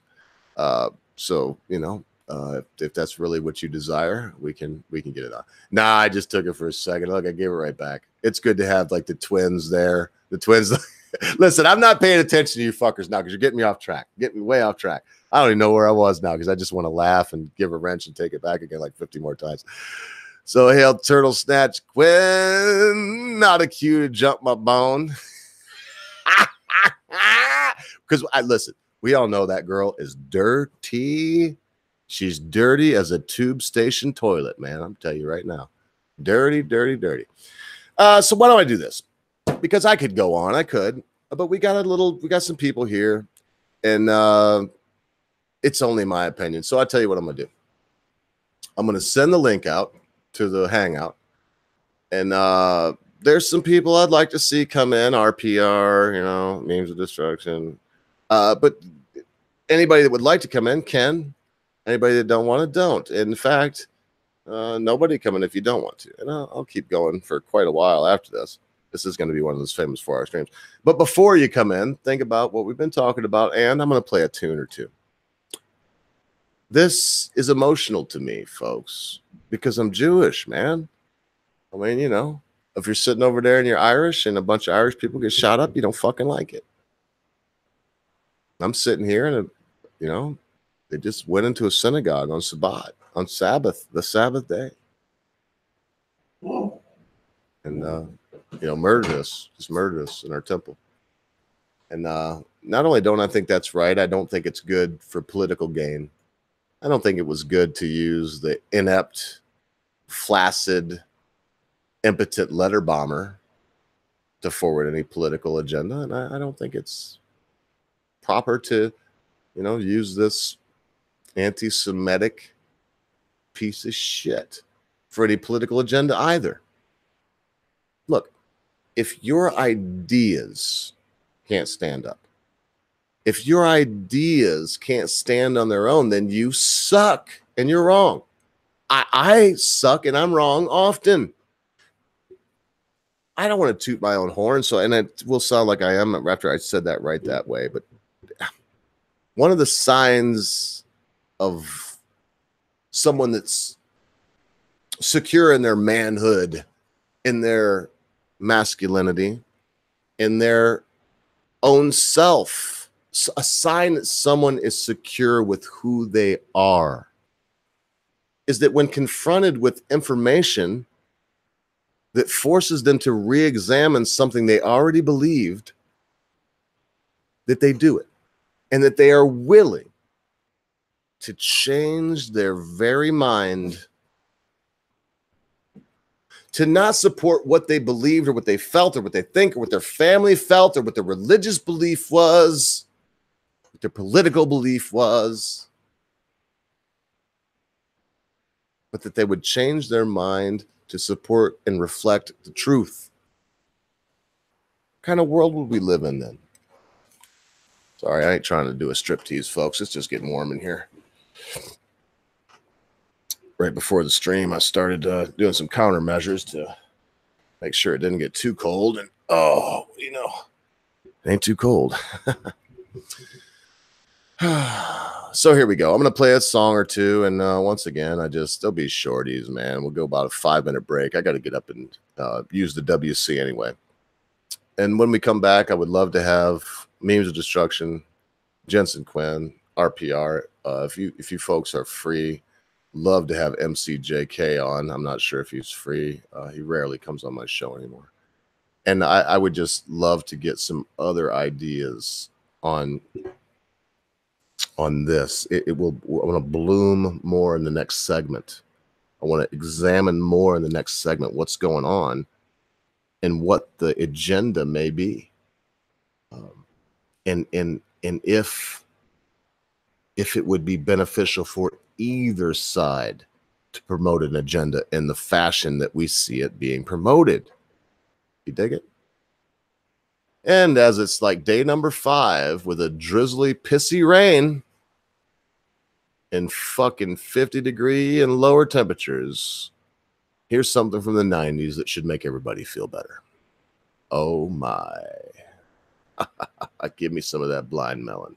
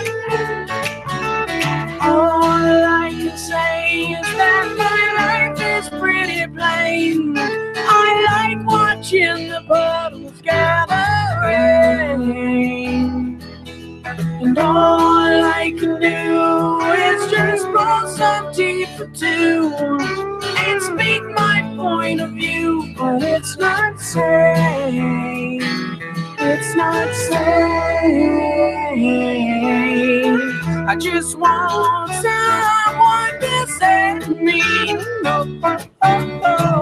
I'll always be there when you wait. You know I like to keep my cheeks dry today. So stay with me and I'll have it made. And I don't understand why I sleep all day. And I start to complain that there's no pain. And all I can do is read a book to stay awake. And it rips my life away, but it's a great escape. Escape. Escape.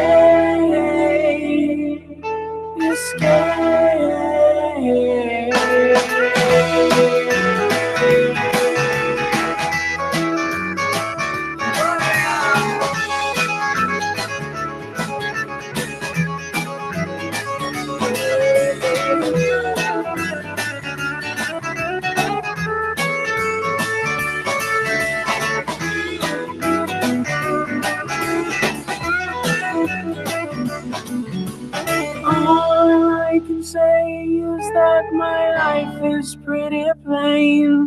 You don't like my point of view, you think that I'm insane. It's not sane. It's not sane. I just want someone to save me. I'll always be there when you're away. Yeah, you know I like to keep my cheeks dry today. So stay with me and I'll have it made. I'll have it made. I'll have it made. Oh, no, no, no. You know I'm really gonna have it made. You know I'm have it made.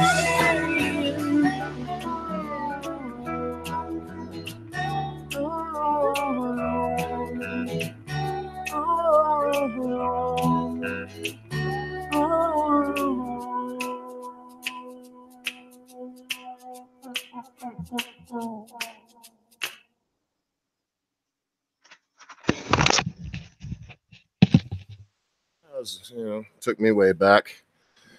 Oh, welcome, Patrice. Hi, how you doing? I think if I ever spoke before, but right now I've been talking for so long, and MC's here. What I'd like to do is, as the show progresses, I've got a little time here, so I'm not going to be leaving like in the next minute. So I'd just like you to go ahead and open up. Both of y'all know what I think, and so Patrice, if you'd like, take it away, and then MC, you know what to do, man. You've been here too long. Sure. The things that the thing that are really bothering me about yesterday's events is the fact that nobody is addressing anti-Semitism on campus. Yeah, as in. As in the SJP, the MSA, and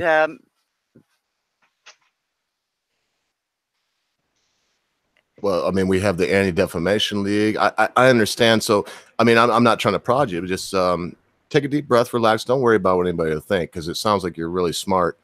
We want to know what you think. So when you say it doesn't seem like anyone's addressing anti-Semitism, how could it be addressed? Or what are they not doing you think they should be doing? Well, you see the Anti-Defamation League getting together with the SJP and throwing rallies where they chant Palestine will be free from the river to the sea. Yes. As if there ever has been a Palestine. Exactly. But that's what they, I mean, these are the things that they do to contradict themselves. The Anti-Defamation League is ridiculous. Then they label everything that they don't agree with as a hate group. They're not helping the issue. You've got people calling for the extermination of the nation of Israel on campus and in the streets with CARE. Organizations like this are out there pushing pushing these views, and then what they're doing is pairing with people like Antifa and Linda Sarsour and all of this, and it drags in radical leftist feminists and the whole 9 yards, and nobody is willing to address their what these people are saying. And all I see the Anti-Defamation League doing is joining in the chorus of what these people are saying, and it's not being addressed. Everybody wants to complain about anti-Semitism on the right, but nobody is saying, "Hey, it's coming from the left too." Well, and I don't think there is a lot of anti-Semitism from the right in mainstream. I mean, the right there isn't. No, I mean, we the right always. That's one of the reasons why I, if anything, consider myself right wing, because as a Jew, the only people that are standing up and saying, no, they shot those morons because they were rushing the gate 2 weeks ago are right wingers. So it's easy for me to align with them. But I feel biased in that. Why do you feel biased? Well, because I'm Jewish, MC. It's just like when we talk about the military and stuff. I love you, but you know you're biased. You would always cover your mother's nakedness. There's nothing that the military would do up to and including firing you for no good reason that you wouldn't defend. And so we always have to look at our biases. To a point, I would agree with you. But the problem with the ADL is the same problem with the ACLU. And that is they got to a point where the real problems the real issues that existed for all intents and purposes were gone. All that was left was dealing with the fringes. And this left them open to being taken over, all right, because they were an organization that was looking at problems, right, trying to solve a problem, find a problem, solve a problem, to be taken over by the left. And once the left took them over, whatever work they were doing before becomes subservient to their primary goal of pushing the left agenda. Mm. And that's what you saw with the ACLU. Yeah, there was a time when the ACLU was defending liberty and defending freedom of speech, right, where they defended the Nazis. And Not then anymore. after their group within themselves, the year after they did that, they promised never to do it again because they had been taken over. Their primary concern had been taken over by a left-wing agenda. And the same thing happened to the ADL. Now, let's be perfectly frank here. I mean, one of the biggest problems, one of the most successful tricks the left and the media has ever played on people is to identify, quote-unquote, conservatives with Nazis. Mm. And as soon as they were able to do that, as soon as they were able to cover up that Nazis were actually leftists and they could blame it on the right, they had their go-to capability. And so now, whenever anybody talked to the right, from the 1980s on, when anybody said that they were on the right, the first thing that a person's mind went to was Nazism, and it became endemic, and that's how they thought of all conservatives, and it was very successful.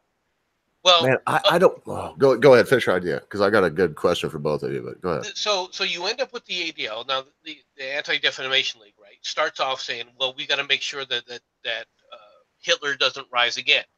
Well, all of a sudden, these are now easily misled into believing that, well, the conservatives are the ones that are doing this because the conservatives equates to the right, and therefore it was the right that was always doing this, when it was never on the right. It was never the right that was, quote unquote, anti-Jewish. Well, I don't want to glaze over oh yeah, I'm so Patrice. I'm saying that right? Yeah, you're saying that right. It's Patrice. So I want to make sure, I don't want to just glaze over. You had some opening statements about, that there's more we could be doing to teach people about anti-Semitism. Maybe we can touch on that, and you can blend it in as you want. But what I really want to hit on here is something MC is bringing up. What does it come to, both of you? This is a question for both of you. And to be honest, I'd like Patrice to start, if she will. I have a feeling MC may be a little more long-winded on this. Okay, so if you go the route we see, we don't have to discuss or argue if the left is not taking this tact. They call people racist. They call them xenophobic. They label folks as evil based on nothing to do with xenophobia, racism, or any of these things. what's the end result of that? Could it possibly be good for the left? Is it only bad for them, or will they end up winning and we'll just watch this? No, I think that if we want to teach people about anti-Semitism and about what that means and about why it's a bad idea, I think maybe we should do that. But to allow, well, okay, in the context of free speech, people should be allowed to say whatever it is that they want, but it should be allowed to be countered. And that's the problem we're facing today, is you're not allowed to speak up and call something out for what it is, and without mass condemnation. Because well, and there's a double standard too. You mentioned Saussure, because Saussure can come speak anywhere and everybody's like kissing her ass, but then you let Ben Shapiro, the evil Nazi Jew, and of course it's mayhem. Yeah, exactly. That's what I'm saying. He can't speak without being widely condemned because he doesn't fit a certain narrative. I think maybe, if in a perfect world, people would be taught from the center, and they would be taught both sides of an issue. Instead, we're looking at highly biased professors and highly biased even high school teachers that are churning out mini commies by the time they graduate from high school. And this is it's a major problem. It's one of the reasons I decided to homeschool my own kid. Oh, God bless you. Because we know we can quantify it now. It's 12-1 conservatives to liberals to conservatives, and there's actually 40% of colleges that have no conservative faculty. Exactly. And that's where it comes from. It comes from the kids who are now graduating high school that have already been indoctrinated heavily. And that's the last generation, I think, that really produced conservatives without it being a pushback to be conservative. Was when around I graduated from high school in 1988. You're looking at kids who are now just pushing back because they've been fed all of this garbage all the way through school. You're looking at kids that are saying, well, I don't believe you anymore, and now I'm going to be cool and edgy and right-wing. Well, that's one reaction to it, and you're always going to find that kind of pushback. But you're not looking at kids who've had a well-rounded education either. And that's a shame. That's a real shame, and it could be a real problem as we're seeing it become a real problem on down the line. It becomes a real problem because they don't know how to sit up there and articulate, or they haven't been taught how to articulate their actual points. Right? They're doing the same thing in that we're stuck with talking points rather than any substance underneath them. They haven't been taught how to analyze. They haven't been taught how to think. They haven't been taught critical thought processes of how do you arrive at point A, B, and C.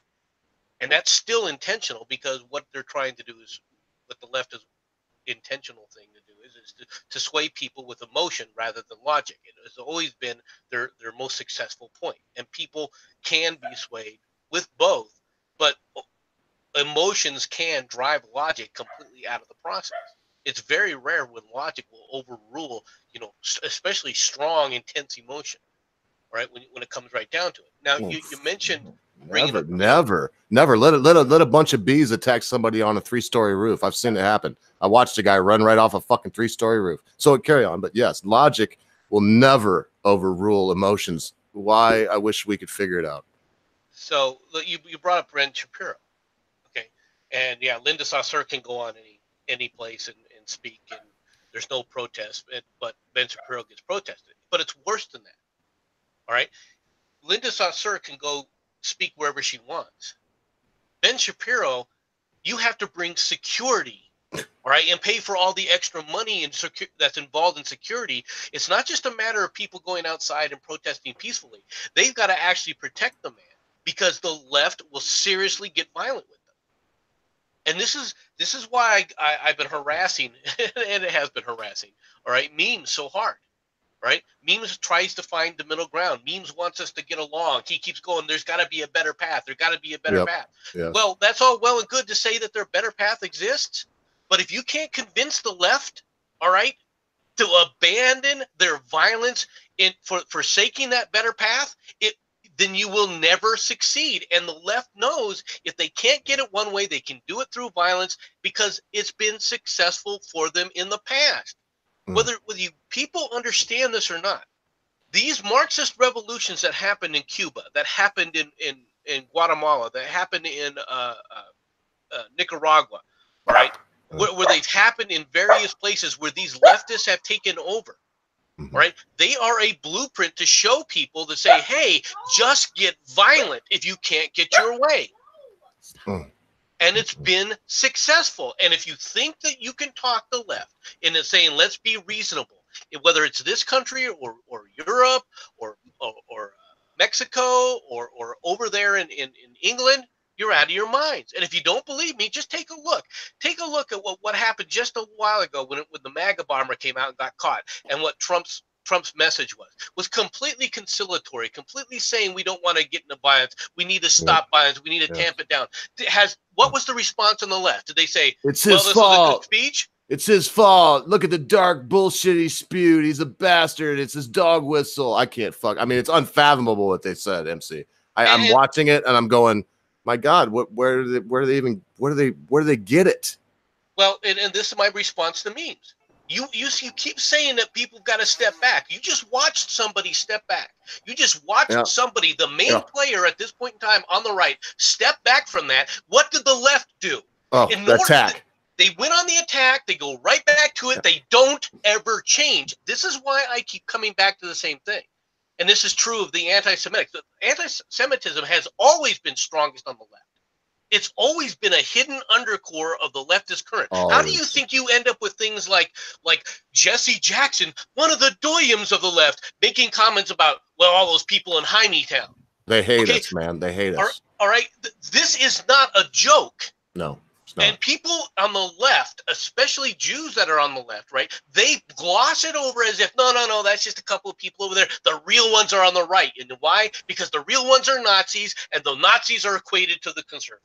Well, and almost all Jews are left. All of my family's left. Not all hashtag, but most. And they, I mean, it's almost, when I see this, it's like I see blacks. MC, I'm watching, and as you said, the left. Before I go here, let me ask you a question. I have a question for Patrice I wanted to ask, but before we move on from this at all, MC, all due respect to the left, okay? As much as we can muster. I was thinking today, and I was going through my head, would you, like the Weather Underground, that was the left? I mean, has the right ever resulted to that? Am I being like self-aggrandizing and not finding an instance where we could see that that Republicans engage in that kind of activity, or am I right? It just never happened. Well, it's limited because it's tamped down. Now, in the United States, it hasn't happened. But if you take a look at like Chile, look at the rise of Pinochet. Oh, well, yeah, it's okay. You got it. Well, and it's important to take a look at what this, to really examine what happened in it. Okay, Pinochet came to power because the left was way out of control, and they were running around just killing people, and so people supported a military takeover. All right, under Pinochet, and Pinochet went out of his way to basically root out communists. All right, in any way, shape, or form, and then when he finished doing exactly what he was there to do, instead of relinquishing control, he said, okay, now I'm in charge, and anybody that comes against me, I will frickin' take action against. All right. He then became the dictator. So to say that it can't happen on the right is a misnomer. And I appreciate that, man. I knew about Pinochet, and I don't want to cut you off, even though I just did. But what I meant, MC, if you could confine it to the United States of America. No, What- in the what United States, you won't see it, and the reason for that is the mainstream media. The reason that you never have to worry about that in the United States as it's currently constituted is the mainstream media will never allow, all right, that to ever get to the point where you end up with a Pinochet. Why? Mm. Because they are so hardcore leftist. They're so Marxist. Now, this does present a problem for them because as people have seen, all right, with this MAGA bomber, right? The pushback on the right to say to deny the fact that the guy had any connection with the right. Now don't get me wrong, there are questionable things that have happened with this. I'm not going to argue that point, but to say that he wasn't a Trump supporter, that he wasn't a MAGA bomber, right, belies the fact of what the guy actually was. Now, I'm not saying that Trump had in any way, shape, or form, encouraged this guy to throw frickin' bombs or to mail bombs to anybody else, because I don't believe that. Right. But by the same token, OK, you've got the media has so soiled itself that there are people now on the right that will never believe that this guy isn't anything more than a leftist plant who's hiding his true feelings and true identity. No. And before I listen, we got to remember, Patrice, have you ever been on the show, Patrice? Am I just forgetting in one of my drunken stupors, or is this your first time? This is my first time. I thought so. I did think so.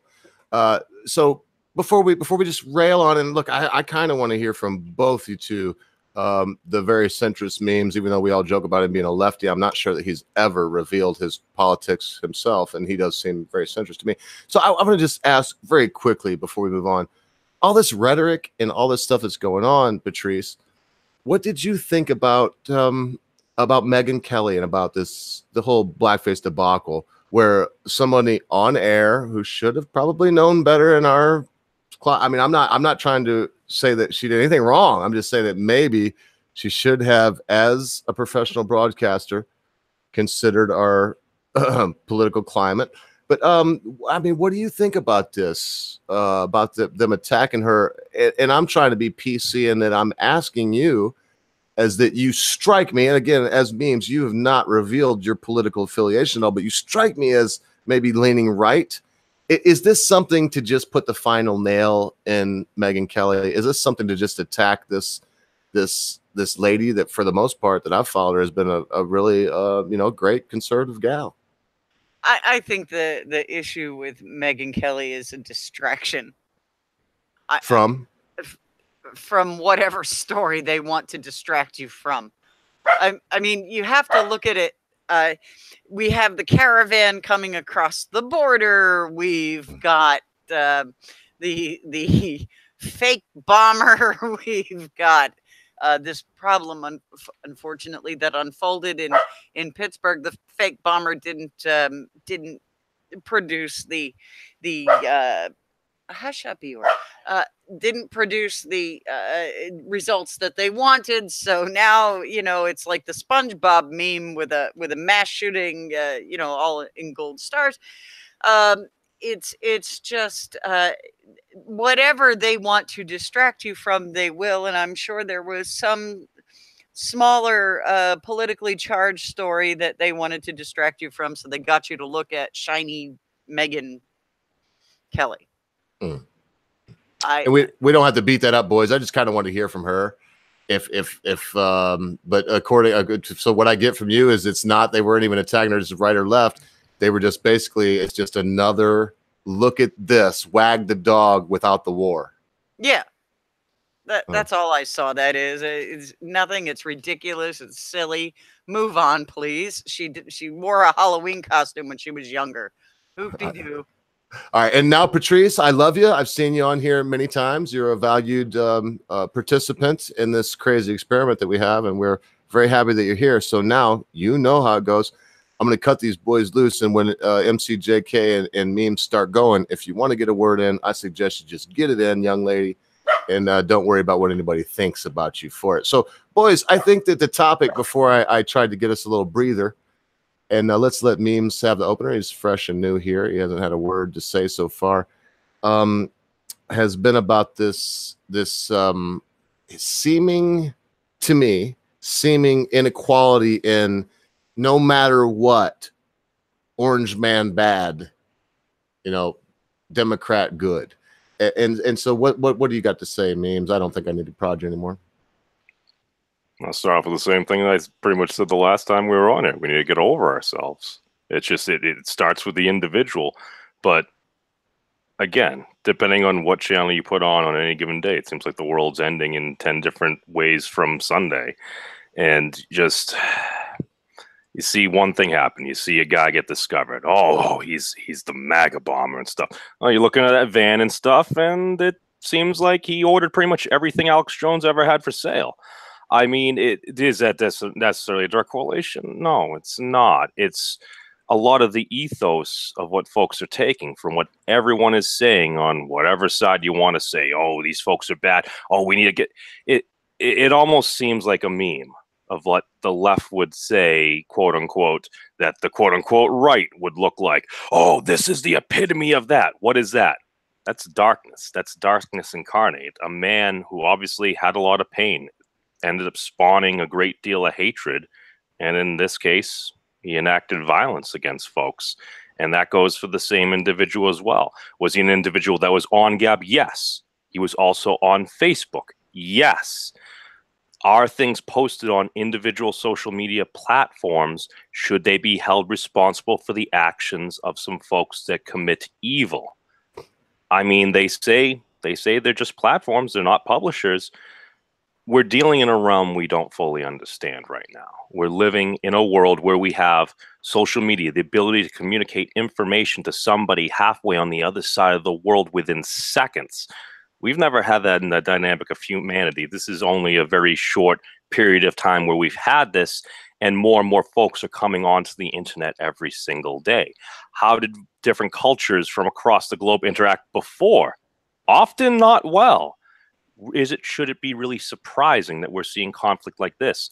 Because many of the folks here, we would consider ourselves OG interneters and stuff like that. Back in the AOL American online days, you got like 1 million AOL CDs to get the free months and stuff. Those are filling up all the landfills. You're like, oh my God. And then we had to deal with the dial-up from hell. Da-dang, da-dang, da-dang. It's still ingrained in my memory. You know what you sound like to me, Memes? Honestly? Who's that? You sound like someone who goes, oh, wow, I just discovered the world. Well, some folks are. Some folks are. If you're in a place that's never had the internet before and you're just working on a farm, you're hunting, you're surviving, all of a sudden you save up some money. Oh, hey, where's with this? Oh, I can hook on to the what? Oh, I can have this additional source. Well, my farm's been doing pretty well. Let me get this high speed stuff. It's not like what are all these folks saying that I don't agree with? How don't they believe how I believe? Those people are not the problem. Okay. The people that are the problem are people like you. Okay.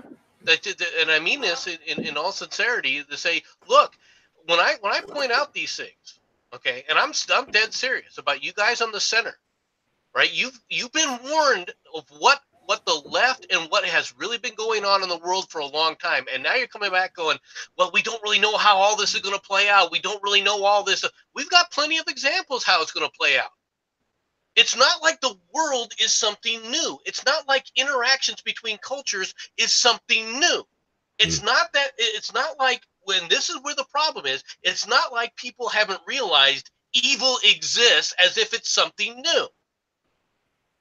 It's been the denial that the evils existed for so long. Even today, Memes, you cannot sit up here and point to me where the great masses of centrists are saying on the left, back off. You watched Trump back off. Did the left back off? They gave you that space, that quote unquote second pathway or that better pathway. Did the left take it? Has the left ever taken it? Are they ever going to take it? Sooner or later, Memes, you're going to have to come to the conclusion the left will never take it. You don't want to believe that. All right? You keep denying that, and the more you deny it and the more you ignore it, the worse it will get. So, MC, I do remember hearing President Trump's words, and yeah, no, I watched some of that press conference actually live here on the YouTubes here. And yeah, was it a much more conciliatory tone? Yeah, it was. He took a step back. The issue, what many I feel take away from that was the very next morning, he's tweeting more stuff about quote unquote fake news, which seems to them to be an attack on them. Well, and he falls into their narrative with saying he's being disingenuous. What were the immediate comments from the media? It wasn't the next day. The response from the left wasn't the next day. Well, they said he who was taking a more conciliatory tone, but his history would speak otherwise, which to many's They perspective said, is not true. only did they say that, Memes, that same day they were saying he's the one that caused this. He should be apologizing for it. Okay. That's what they said. Is it the words of the man or how they were filtered? It does no. It's what they were saying, broad scale. This was all. Did you watch any of the CNN's response? I watched enough to get violently ill in my trash can. I got kind of tired of CNN after they just one-stop haranguing the man for winning an election. After that, I'm just like, well, but let's go with MSNBC because I don't know if I can't speak for MCJK, and God knows I wouldn't even try, but I don't think he just means. I think that was the first come to his mind because I have in this time watched MSNBC, ABC, CBS. Did I say MSNBC already? CNN and Fox. And you know what? They've all got it fucked up, Fox included. And so I don't want to jump in too much, gentlemen. I want to actually let you two go at it because it'll be much more entertaining than I could do. I want to pop this in, though. And yes, this is aimed at you, Memes. I love you, but this is aimed at you. And it may prime MCJK. I don't know. I'm not voting for either one of you to like win any kind of argument. But there's a book that I read. It's been around for some 6,000 years. And in one part of it, the benevolent deity that is portrayed in this particular mythos says that if you're neither hot or cold, I'll spit you out. I'd rather you be hot or cold. And I love you, Memes. And I'd like you to respond to this as maybe MC is thinking about his next thing to say. How could you be a centrist in times like these? Don't you find it that you're neither hot or cold and maybe that the political deities that be will just spit you out of their mouth? Well, I'll give you a quick story. This incarnation of myself is not necessarily the first that's ever been on your channel. This in and of itself, apparently at the time, I'm like, oh, hey, let's go grab the means of production. Oh, hey, well, none of these are really here. I took the means of destruction because often before creation, there must be destruction. And my initial thoughts were, let me just hop on the bandwagon with like everyone else. I'll do some things. Maybe I'll be a bit more tame about certain things. But I kind of intended it to be a troll account, And then when I would get up there with folks that I believed that shared a lot of similar principles, enjoyed talking about a lot of the other things that I enjoyed talking about, to go to a certain extent to just slam somebody, to have your foot on their throat, and then just watch as you squeeze the life out of them, metaphorically, of course, in a debate, in a discussion about something, didn't really jive with me. And then as I'm basically spent time on this corner of the internet, it's like, oh, okay, well, I guess maybe I am more of a progressive, terrible word in this corner of the internet individual. But at the same time, why should I go out of my way to shit on and hate on a bunch of folks that maybe identify as libertarian, maybe identify as conservative? That just doesn't seem right. Just because you can hate on another person because they disagree with you, if you're going to hold the principle you should treat people fairly and equitably, it must go both ways, even if you disagree with the person. Well, that's just where I'm coming from. I don't know if I answered your question or not. Yeah, no, that's fine. I'm more than satisfied. Carry on, MC. I didn't mean to derail it that far. I just did want to ask that. I think sometimes, and again, I'm not speaking for MCJK. He can tell me if I'm wrong, but I don't think he will. I think he'll agree. I think sometimes what kind of presses me, and maybe even more because he's more hardcore than I am, MCJK, is that when we look at this, man, my God, at this time, it really seems like centrists are that wishy-washy, lukewarm, fence-sitting person that you are not. And I got to qualify that whether you are not, you have convictions, and I've talked about. So look, I've said enough. So go at it, boys. I mean, what are we going to do here? The problem's been is this has been a problem for a long time, and anybody who has been watching this build over the decade should have seen this coming. And there's been warning signs, and there have been people that have been warned about it. Now, I'll grant you that a lot of my reaction, all right, is being, because I am so much older than all of you here, is being tarred, okay, with being the Nazi and the right wing since the 1980s. Okay, I was the one being pointed at saying he was a Nazi. All right, so yeah, there is a bit of that reactionary in me. All right, that knee-jerk reaction about this. But I'm not wrong when I'm talking about what the left's agenda is, and I'm not wrong about the lack of commitment to freedom of speech, the lack of commitment to principles that exists with the moderates. The moderates stick their finger in the air, and whichever wind blows, that's where they'll land. They don't care who wins the debate as long as it's calm and everything's calm. And even if they're being told, well, it's calm because I'm the one who's in charge and I get to tell you where to go and where not to go, the moderates will just go where they're told to go and do what they're told to do. They won't stand for anything.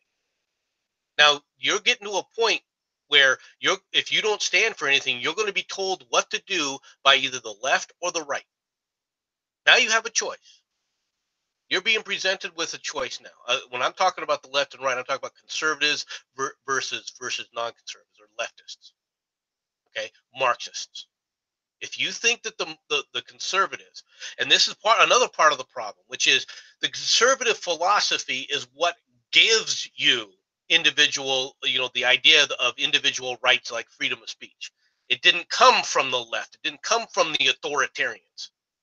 It didn't come from the people who says, I'm in charge of you, I'm better than you, you will give what I give you over because, I'm a good person and I get to decide for you. That whole mentality still stems from the old days of, okay, well, here's the king, the man's the king, we have to listen to the king because he was put there by God. Man, and I hate to do it, but if we could, Memes, let's stick on this. I'm not going to let you off it either, MC, because this is the heart. So carry on, but I want you to stick with whatever he may go. I want you to stick with your answer on this. How could the left possibly be good? And continue on, MC, before I cut you off too much, because you're making a really beautiful picture. You're painting a beautiful picture.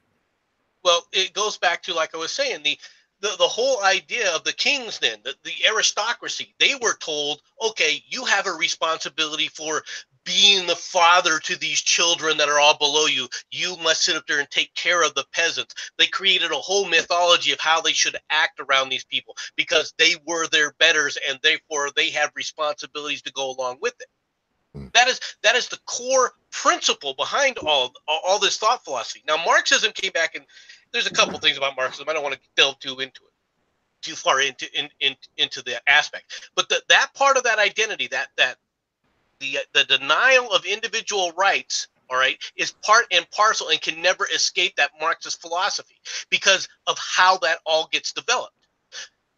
When you start talking about the difference between the left and the right, what the left was able to do through their power of the mainstream media for decades, where there was literally no counterbalance. And there's various reasons for that. The biggest reason for it, of course, is the advent of technology. In this case, the advent of radio and the advent of television.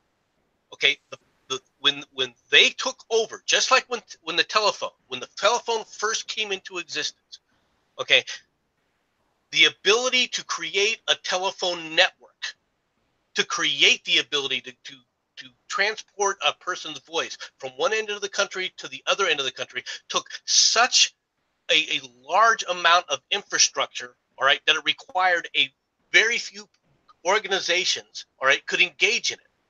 Therefore, this became a ready-made area where a monopoly could take place.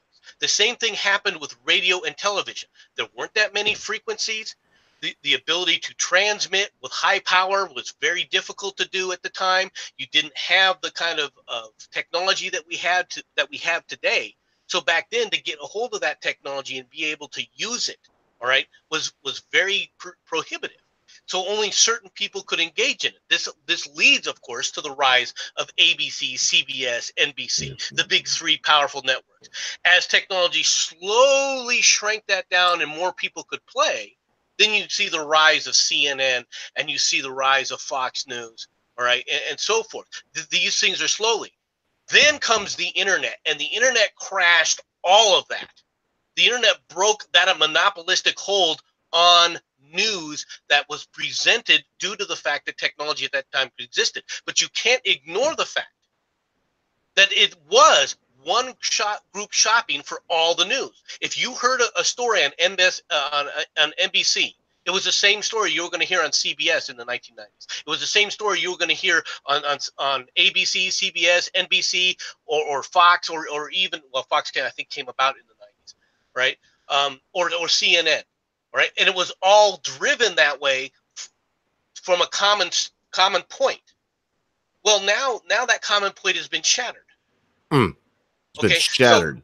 So, but the result of that, the detritus of that, still remains exactly what Patrice said, which was they infiltrated the academic world.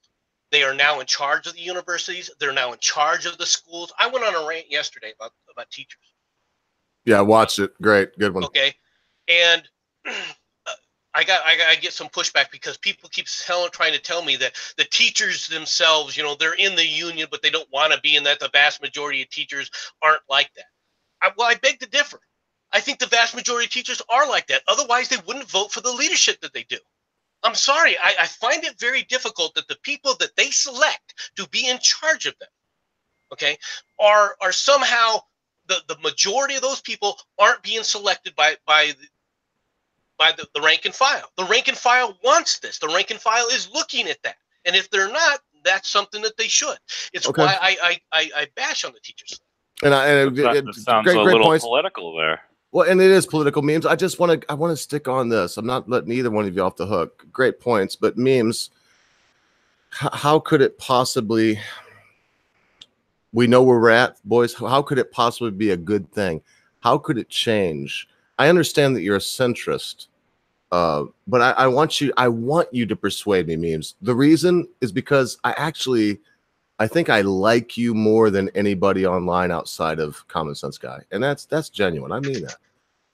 Does that have anything to do with what you say being right or wrong? Unfortunately, no. I just like you. So would you, being that I, have these feels for you, would you explain to me how could it ever be different? I didn't hear you go against. I didn't. Yeah, but I didn't hear you go against when. Yeah, I will. But I didn't hear you go against when MCJK agreed with me that there isn't an example of the right using these tactics.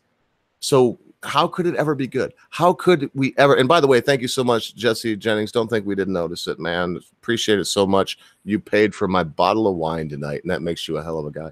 So how could it ever be good? Can you take a sow's ear and make a silk purse out of it, sir? You make a good chew toy out from it, and as we learned with the Emperor of No Clothes, I mean, get the Emperor to parade around completely naked until a little kid calls him out. To kind of jump into this, it goes back to a better path. And Mr. Ogre, when you say we know where we're at, to be fair, man, do we really know where the hell we're at this point? Just because when someone says something, someone that's very passionate like MC, he goes in here. I took a few quick note. He talked about principles for about a minute or so. He talked about making a choice for about 45 seconds. He talked about the whole "we are better than you" thingamajigger for about a minute and a half. Talked about kingsmanship for about a minute and 15 seconds, and then the MSM and the university for about another 40 seconds or so. That's a whole lot of topics, and to expect to respond to all that in a coherent way off the top of somebody's head, that's a lot to do. I agree. But so I'll pick one. No, I'll refocus. Let's talk about the teacher thing. And again, I must qualify because I have gone out on dates with folks who are teachers. Actually, one of them happened to be a union rep. And I talked to her a little bit about it. And what she kind of described to me, it sounds like a lot of the same things you run into in any political system, whether it's local, whether it's state, federal, or even globally now, because we live in this big interconnected world now. And just once something grows, once it goes past a certain point, you have a certain level of stagnation, a lot of going along to get along. And I actually listened to MC's rant on the teachers, and he was actually proposing a lot of very interesting principles that a lot of folks, they may be able to get behind. The problem with the teachers and stuff, if they're saying, well, we need more money and we would like to do less work, why would that be? Is it potentially because in some of these schools, if you're dealing with a lot of these kids that, yes, in some respects, maybe they should be under a different program that could be better used to care for them, to help provide for them. If they're dealing with many of those students and it's taken away, that's going to make their job a lot harder, which at time, if they need to communicate to the union, what are they going to communicate? Oh, take these kids out. If that's not an option or something, if we can't basically have folks going into programs that are going to best suit them and the system, guess what? You're probably going to say, my job is a pain in the butt. I want to get paid more. And that could be the same for any industry. So I think the way you try to move forward is you need to actually identify the problems rather than just using a quick little moniker, a little meme, if you would, to just try to say, well, this is the generic problem that we're hearing about. No, these are complicated problems. If you could get some of those students that are maybe, because I've been in class where we've literally made teachers cry, we've literally given them nervous breakdowns and stuff. So like, I've seen that happen. I realize that can be a tough bit. If the teacher can focus on their job, which is to teach, to impart knowledge, to help train a future generation to hopefully think for themselves and be able to solve problems in the world and be able to survive. If they can focus on that, you know what? If they have less headaches, maybe they're not going to be coming and say, oh, we need a 20% raise year over year, this and that. And if the school has to worry about less other things, and maybe this is part of a little bit of my work experience. I have worked at places that are there for kids that maybe their choice, whoa, you could go to YDC, deal with this, or you could go to a particular program. And while I haven't worked directly with these folks and stuff, I've been around, I've talked to folks, and just a lot of folks just want to be able to do their job the best that they can and actually try to help other folks, especially if you're working in some of these social fields, in the education field. But a lot of times it gets caught up. And then when they reach out and say, we would like better conditions or more wages, a lot of other folks, if they don't have that exact life experience, if they're looking at it and all they're seeing is, oh, these folks are complaining about this or that, you're probably going to take that kind of negatively. You're like, oh, you're getting paid 50-something grand a year and you only work 9 months and stuff. I've heard that all the time. One of my friend's dads, he's a master carpenter and stuff. Oh, he's like, I signed up for the carpenter union because I get the $1 million retirement thing. He's like, well, most of my siblings were teachers. Like, it looks pretty good being able to work only 9 months a year, get a 3-month vacation. So, I mean, a lot of it does come down to perception. But I do agree there are certain principles that we should hold on to. And we have the ability now to find actual data and studies within seconds, if not minutes now, rather than having to go to the actual library. All right. Good points, both of you boys. But come on, man. Let's not filibuster either one of you. Both of you did at that time because you're both really smart. I mean, if it's just like a dick measuring contest of intelligence, you both got fucking 10-inch cocks. So let's, keep the arguing going. And what I mean by that is I want you, Memes. You're the young buck here. I want you to convince MCJK why he should be more of a centrist. And I will listen very carefully because I don't get it either.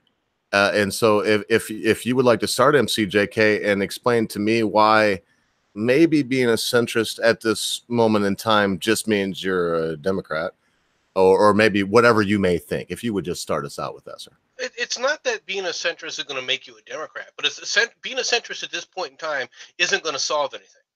You can be a centrist all you freaking want, and all you're going to do is encourage the left, which is engaging in the very thing, the ones that are instigating the very thing that you're claiming that you don't want, which is violence. All right, you're not going to sit up there to stop the left, all right, from being violent by saying, "Can't we all just get along?" Okay, because they won't. All right, they've already demonstrated repeatedly, time after time after time, that when the right says, okay, we'll slap back and then we'll step back and then we'll say, okay, we're ready to step back now. Let's both lay down our arms. And the left just picks it, just goes up and takes their bloody nose. They wipe it and come right back at it again. They do not ever step back. And I understand, Memes, that you want there to be a better way. I understand that you don't want this violence from taking place. Guess what? You're ensuring it's going to take place because the longer it takes for you to actually stand against the violence on the left, all right, the more it's going to be. And you're so worried about being perceived as being on the right and choosing the right side and not realizing where your priorities are. Your priority is, if your priority is no violence or to remove violence, how are you going to accomplish that okay, without choosing one side or the other. Because the left will stop being violent when they finally have no one else to compete with. Now, that's their theory. The reality is with the left is that their violence will never stop. They'll just look for their own to be violent upon. When they take over and the violence is not there anymore, they begin to eat their own. This is what the leftists have always done. You can look at the Soviet Union. You can look at what happened in China. You can look wherever it goes. As soon as they run out of freaking people to sit up there and say, well, okay, we conquered. We're now in charge of this. They go around looking for someone else, all right, to be violent with. Cuba's a prime example of that, all right? Castro took over. He took full charge. What did he do? Well, he looked around and said, well, I can't be violent with my own people anymore. I killed all of them. Well, who's left? Well, let's go invade other countries. Let's go send Che Guevara over to Africa. Let's go send Che Guevara down to Latin America and go do this. Yeah. All right, and start fomenting violent revolution there. And you say that you want, well, isn't there a better path? There is no, sometimes memes, there is no other path. So memes? You can wish for it, but unless you can start showing me a better path, memes, I'm back to my old standby from the military. Lead, follow, or get the hell out of the way. I've got faith in you, memes. Tell us the better path. So when you say centrist or moderate, what do you mean? I mean this thing of, can't we all just get along? This philosophy of saying, why can't we just step back? You just watched it. You just saw an example of why you can't just step back. Stepping back to say, let's give it a chance to breathe, all right, only works when both sides are willing to do that. So can we account what some on whatever side, whatever What do you mean some? Well, that's another question, memes. What do you mean by some? See, you just got angered right there because I used the term some. Yes. What is your angst in your mind? Where does it come that's from? an excuse Because you maybe feel like for the most left. folks on the quote-unquote left are saying the leadership on the left that fits that some. When more leftish folks say, "Oh, most of Trump supporters are Nazis," how does that make you feel? Right now, memes. Give me a name of an example of a leftist leader right now, in the high leadership of the leftist that fits that some. That exists today? That exists right now. I can point to Trump. Who can the left point to? Well, you don't hear many voices. That's not an answer. Sounds like a problem. That sounds like a problem. Hey, I remember President Obama. He came out and he said maybe it had been a few months ago. He's like, yeah, we should just condemn an idea because someone has to be a white male. He's like, we shouldn't just hate on someone's ideas like that. Is that a step? Okay, yeah, and as much as I'm rooting, as much as I want to centrism to not be correct, so I don't believe in it. I believe it's a very insidious evil. I've got to say this. I mean, memes is got. Let's not make. I don't expect memes to defend any individual, and I appreciate your tactic there, MCJK. I'm not saying there's anything wrong with it, but let's not make him defend anyone else. I have never heard him. Unless I've missed it, memes. I've never heard you hold anyone else up high and aloft. So with that in mind, I would just want to hold you accountable to your beliefs, which to me is centrism. And I got a quickie while MCJK gets one ready. When we see all this stuff, this complicity argument, I made my best argument to begin with, by the way. It's the hot or cold. But when we see this complicity argument, well, Trump is to blame because, he said this, or Maxine Waters is to blame because she was talking to people that like her, or, all these things. It's because we point fingers, but I've always noticed when I point these, there's others pointing back at me, right? So I would like to hear you defend the position. And so, as I asked before, could good come from centrism, memes? The position you're taking, which you haven't, again, you have never said it, but my best deduction, you're not a righty, you're not a lefty, you're the quintessential centrist. So what good could come from that? Well, to be fair, I take offense to that. I am a human being, first and foremost, at least last time I checked. But to go back to kind of the reason why I was asking MC that. What do you mean by centrist or moderate? Are we talking about if you took every single political point and you divide them? Basically, is it actually the mean? Is it the median, which is, I believe the median is what things you actually see the most of, or is it the mode? And I completely forget what the mode actually is. It was like the average of something else, because these are different statistical metrics. So when we say this, because you'll see somebody that's more left-leaning was left-leaning mean. Oh, you're supposed to believe in heavy social programs and you're supposed to like not like guns. Senator Bernie Sanders, he wasn't hating on the Second Amendment all that much. Was he hating on it a bit? Yeah, sure, probably. But he seemed to be an outlier for what we would consider a quote-unquote left person. Does that mean he is not a left person? Does that mean he's more central? Or if you're more right-leaning, but you're all right, given a woman's right to choose in that thing. Oh, that's all we consider the left, the right more conservative. They're more of like these religious folks. That seems to be the mimetic that we get from that. Does that take away from that person? Like I said, I'm not sure if I've ever spoken to MC about this, but my freshman year of college, I went there, Politics 101. He's a nice Greek gentleman. He did some local talk shows and stuff, and he asked a series of 5 questions that typically the individual, your response would either be much more left or much more right-leaning. He asked 5 of the standard questions. He went through, and at the end, he asked, did anybody actually answer all one this way or one this other way after he'd explained what was the more liberal and what was the more conservative position on it? Not a single person was going to be up there raising their hand, because everybody had at least found one thing on the quote-unquote left or quote-unquote right that was different. So that's I feel like why I took too much time from MC. mean. I appreciate that. I feel like I took too much time from MC, and I love you, memes, but I don't think I got an answer. So carry on. Because he goes back and now look, saying listen. things about the answer takes another 2 minutes. Look, boys, slow down just 1 second. I gotta say this. I feel right now, and memes, I'm not going to do this to you because you're intelligent, you have big shoulders. I don't want to just assume you can take it and beat up on you. I want to say this. Look, I didn't have you on today, MCJK, to beat up on him. You know that because we didn't, we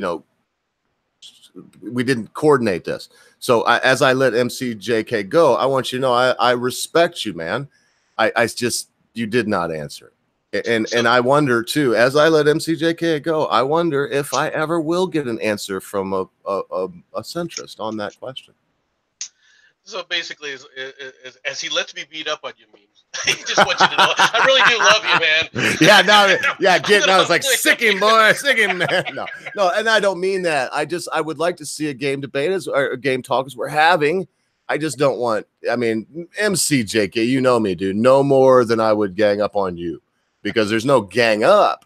I respect you so much, memes, that I find that this is just such a terrible idea. It's hard for me to understand how it's coming from you. No, and I know it's easy to say, well, it's a terrible idea when I'm so nice, but man, the problem is with it is that it's coming from a position of feeling, not a position of logic.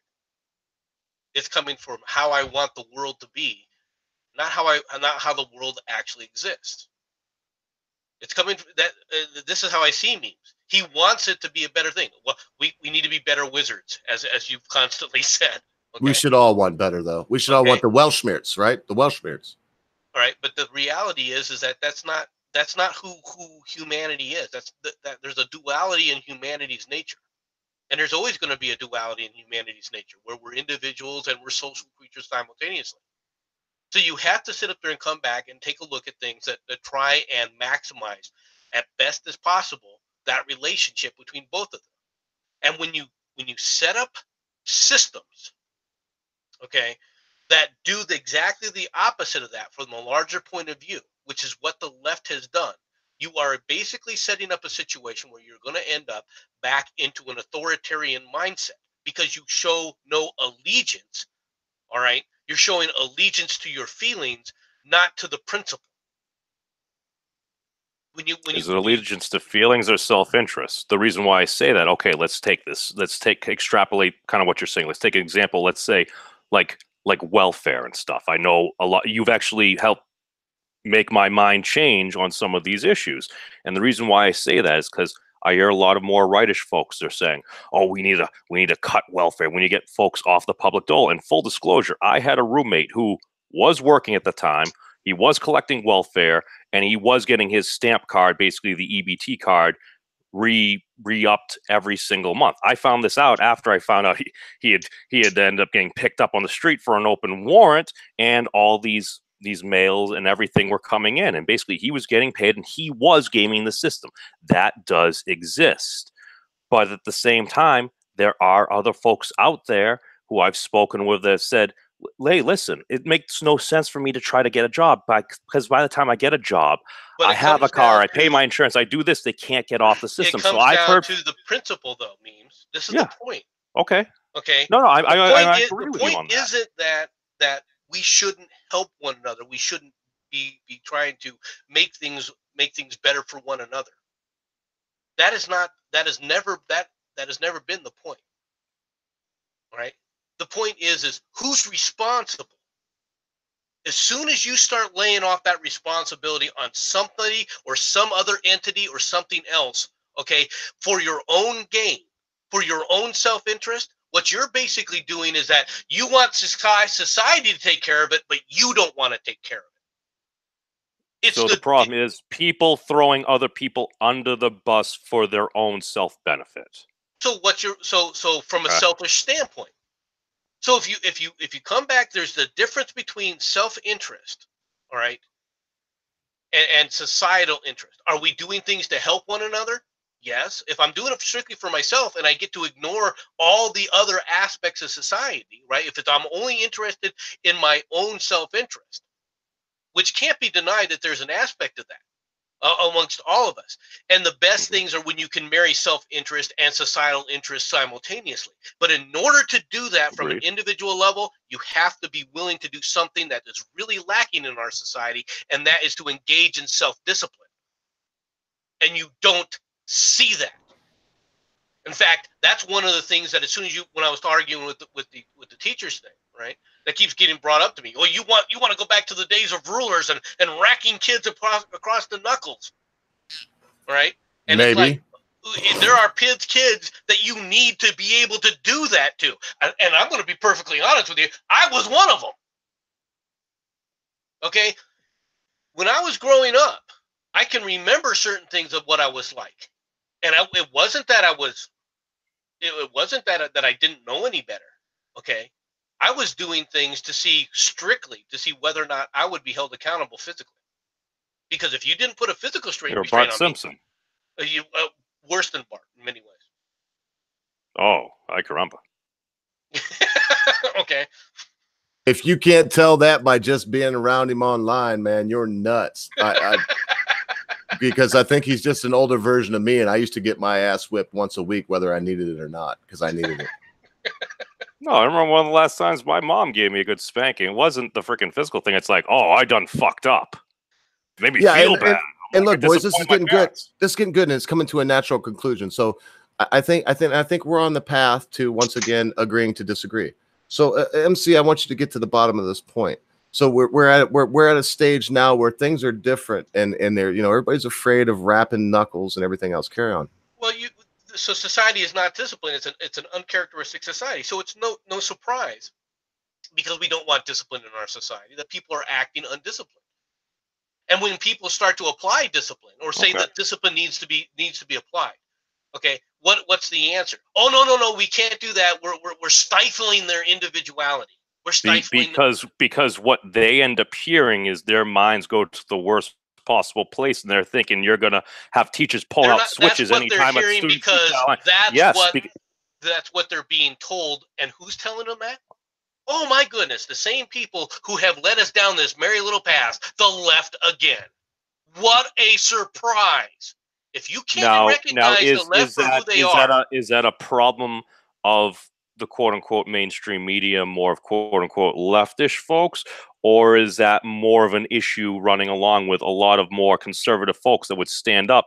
They would get crushed and no one else would stand up. If there were more folks standing up, taking a stand, saying, listen, a little bit of self-discipline may go forward, because I believe Texas is changing the state laws right now. You are seeing the right stand up. And what's the reaction on the left? Oh, they're going nuts. They ain't used to that. Kill them. Get them out of here. Make them uncomfortable in their favorite restaurant. So back to my original point then, memes, which is pick a side, dude. Pick a side. Understand who your enemy is. Understand who the left actually is. If you want a more stable society in a broader context. Hang on now, memes. Listen, I gotta implore you. They're your enemy, man. They're your enemy. Listen carefully to what he's saying. And I don't agree with a lot of what he said. I don't agree with a lot of what you said. I think that, but memes, do you understand what the warning is? That you will be the one that Pinochet throws out of a helicopter. You will be way before me, because they'll have probably shot me in with MCJK and kicked us in the ditch by then if they are prevailing. Anyway, I don't want to go too long either. But do you understand that? I think that the one blind spot that you have, my brother, is that you don't realize that you have an enemy. As a centrist, you have an enemy. And I want to tell you, it's not me. It's not MCJK. So, number one, I like helicopters. Number two, I don't believe there was any historical data about him actually doing that. Did he shoot a whole bunch of communists and other folks? Sure. I believe there's more data from that. Hey, only the survivors that watched their fucking dad thrown out of Coach Red Pill. He's mentioned it a couple of times. Oh, that's what he said. I'm just basing it off of that. But yeah, no, there are a hell of a lot of problems. We got a lot of shit going on. But I think, given that example about what I just said, saying we didn't see that many more conservative folks coming up to stand it because, yeah, they were being frickin', you can call it slandered, libel. I don't even know if those laws mean anything on the books anymore, but they were getting shit on when basically saying, so what you're saying is da-da-da-da-da-da. So we're going to the worst possible place. But MC, when you kind of start painting more of the centrist folks kind of like that, you state that, yeah, you wish the world would be a different way. Yeah, I think a lot of folks would like it to be a utopian world, but then you're discounting the thoughts that maybe folks like me, maybe that like to consider ourselves a little bit more in the middle, don't realize that the world is a particular way, and we're not starting from zero. We're starting at however many millions or billions or whatever time instrument or measurement you want to use. We're in a current meta. This is the meta we have. We have so many resources. We have so many people on this planet. That's hard to account for. People speak abstractly. And then if you have a lot more conservative folks, maybe like yourself, saying, well, you're being ignorant and not trying to account for these things, we don't know what's in another man's head nor heart. To make assumptions to fill in the gap is to be only human. And a lot of folks don't necessarily want to admit that they're only human. They make mistakes. We try to present our best selves on the internet and our social media. Look at all these great things, all these vacations do. And then you got the meme of a person that's like, I am the keyboard warrior. And then they're just sitting there with a couch, bunch of Doritos and shit all over them and everything. Because a lot of times that's reality. Yeah, and the thing is, it's not necessarily just a binary thing. It's not just all one way or all the other. It's like many folks, and even what was it, Vice President Cheney and stuff. He was, Darth Vader. He was such a bad person. He was so conservative, but he was a supporter of gay marriage. Why? Look, his daughter happened to be a lesbian and stuff. And you know what? Hey, that helped affect his life outlook and everything. He disagreed with many folks on a particular topic. Does that make him a moderate? Man, that was like the beginning. To me, maybe not the beginning, but that was a really big catalyst for the downfall of our society, and not because of any moral thing, but as soon as our government, because you got Hillary over here and Obama, they didn't support gay marriage, and all of a sudden the only thing anybody remembers is Obama supported gay marriage. Bullshit. They supported it when he did when it became more mainstream, and he did when it became politically more savvy to do it. Okay, fine. I'll let you say it for me. And so look, boys, we got time. I don't know how much time you boys got. People have been leaving, but coming back here and there, and I think this is a good conversation. I don't think anyone is going to completely change their mind, except for possibly memes, because he's so fucking smart. The guy is he's not stupid. And I just want to go back. I'm going to kick it to you. That was my best argument, MC. So not to beat up on you again, you're a trooper anyway. I'm done saying it. You're fucking big boy. You can handle it. You know, nothing bad's happening here. So what's your best argument, MC? I mean, mine is what I said. He has enemies. We centrists have fucking enemies. And as we always see in history, they're the first ones to get hung, whatever. And well, so, I mean, what the violent ones, the ones that are soft, the ones that are trying to do the get along, the ones that have the best intentions are the ones that get the bullet when the revolution takes place. better believe it. And it's always happened that way. The only person that didn't happen to, the only true believer in like Marxism in the recent times, as we're referring to, all right, was Che Guevara. And the only reason Che Guevara didn't get the bullet was because Castro made sure he was never in Cuba. He made sure that he was the one that going out there to spread it rather than stick around in Cuba to where Castro would then be held to the same standard as Che. Yeah. All right. So, but when it comes to this kind of stuff, memes, if you can't understand that if you want a more peaceful world, if you want that better path, if you want us to start taking a better path, then you're going to have to start making some hard choices. The world doesn't wait around and get better just because you want it to be. You've got to actually start working for it. You either that or you get out of the way and let somebody else tell you what that better way is going to be. Unless you have a better way. And what you're going to find are there's plenty of people like me on the right that are willing to say, show me what that better way is. Show me how you plan to get there. To come back, though, and tell me we got to be better wizards isn't an answer. To tell that instead of telling that to me. Hey, now easy. Now, you know it's a lot deeper than just that, though, MC. I got to defend him on that. I think we all know that. We carry on, too. I don't want to cut you off, but I got to defend what he's saying there. Anybody listening is not as shallow as MC's trying to make it. So yes, carry it on. is. MC. No, it's not. I disagree with you. Well, then explain it. But then if we're going to say that, then we need to let him explain what he means by that. It feels over real. What's your disagreement, MC? It's feels over reals. You want there to be a better solution, but we haven't even had the hang on, gentlemen, both of y'all, please just hang on 1 second. We haven't even had the gentleman explain what he means by it. So before we tear it apart or build it up, in my case, let's have the man explain what he means by that. When I say we need to be better wizards, what is a wizard? A wizard is a person who changes the world around them via verbal semantic components, i.e. their words and actions. What do I mean by that in general is very often when we're having discourse over the internet or anywhere in general, what I've noticed, and one of the reasons why I want to see Professor Peterson, is because I took an issue with him when he started using encompassing statements like saying all Marxists. I'm like, this is a very good individual who I believe is a pretty good, if not a good wizard, but he's using all-encompassing statements. When you use all-encompassing statements, when you use all and most, when you could simply say some and many.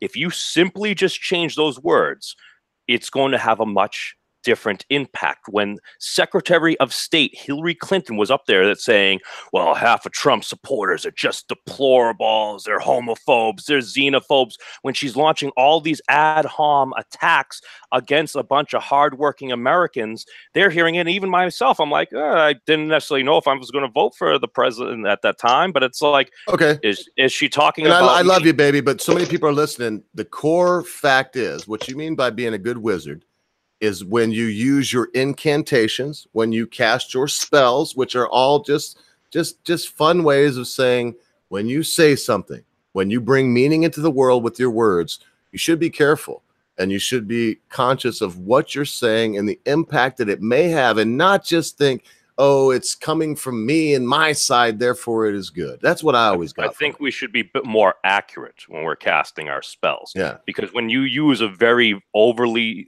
verbose statement, you're going to include, it's like the law. A lot of times we cast a very wide net, but a lot of those big fish end up seeming to go through it, and then we end up getting a lot of like trolls. Yes, and we took a lot of time on so MCJK. We took a lot of time on. Here's my repost to that. It's very simple.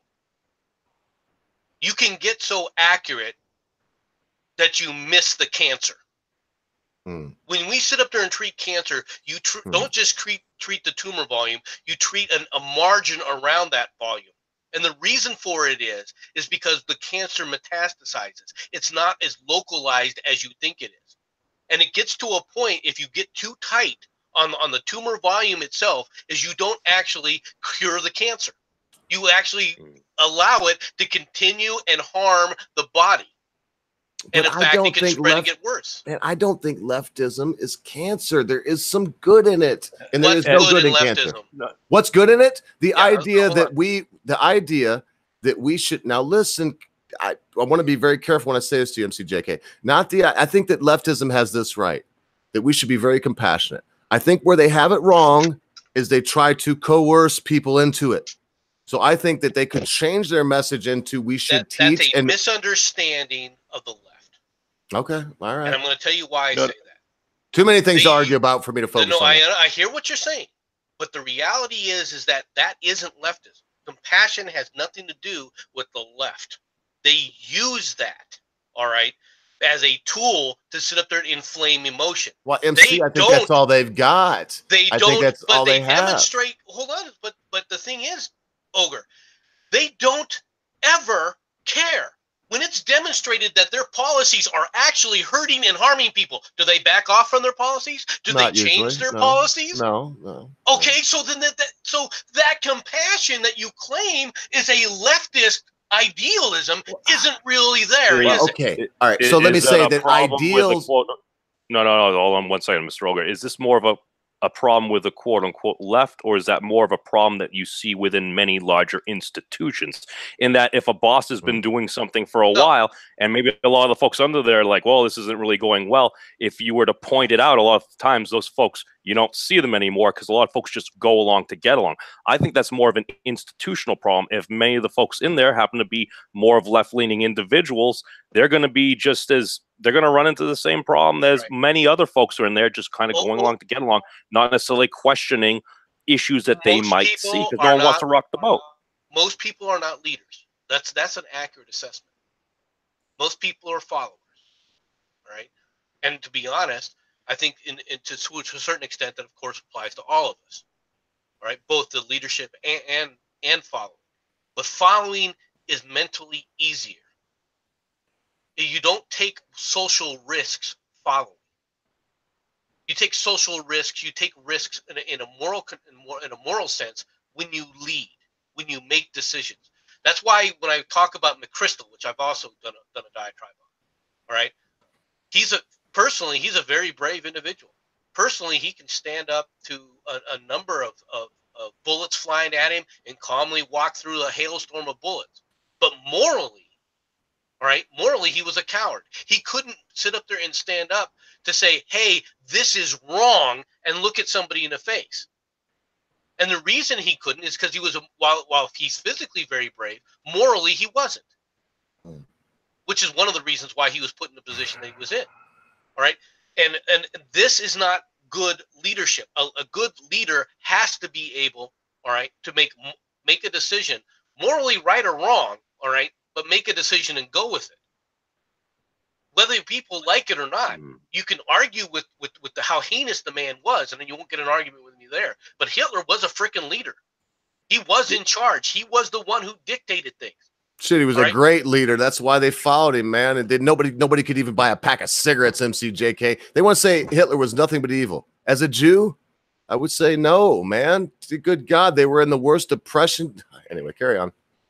You got it. Hey, to say that he was just nothing but bad, and it's just like this centrism. That's why I'm trying to find the middle ground for it. It's so hard for me. Let me ask. Let me ask you guys this. Just right there, you were listing positive characteristics that many would see out of one of, if not the most hateful person of the previous century. Do you feel that mentioning things like that would not necessarily be blown up as much if you didn't see all these 1488s, these Nazi memes and stuff going? Well, if those did not exist, do you think folks would hate on folks like us mentioning things like that? I think the left would still be sitting there bitching about it, and I would now be the one who's compared to 1488.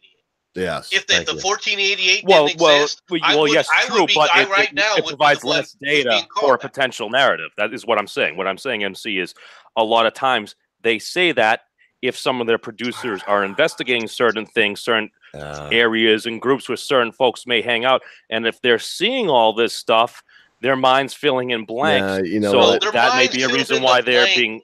But you're assuming that their minds weren't filled in already. They were already Right, filled in yes. when they began Thank that you. investigation. They already had No, they were already made had up. a decision of how they were going to sit up there and approach this and how they were going to relate it to the people.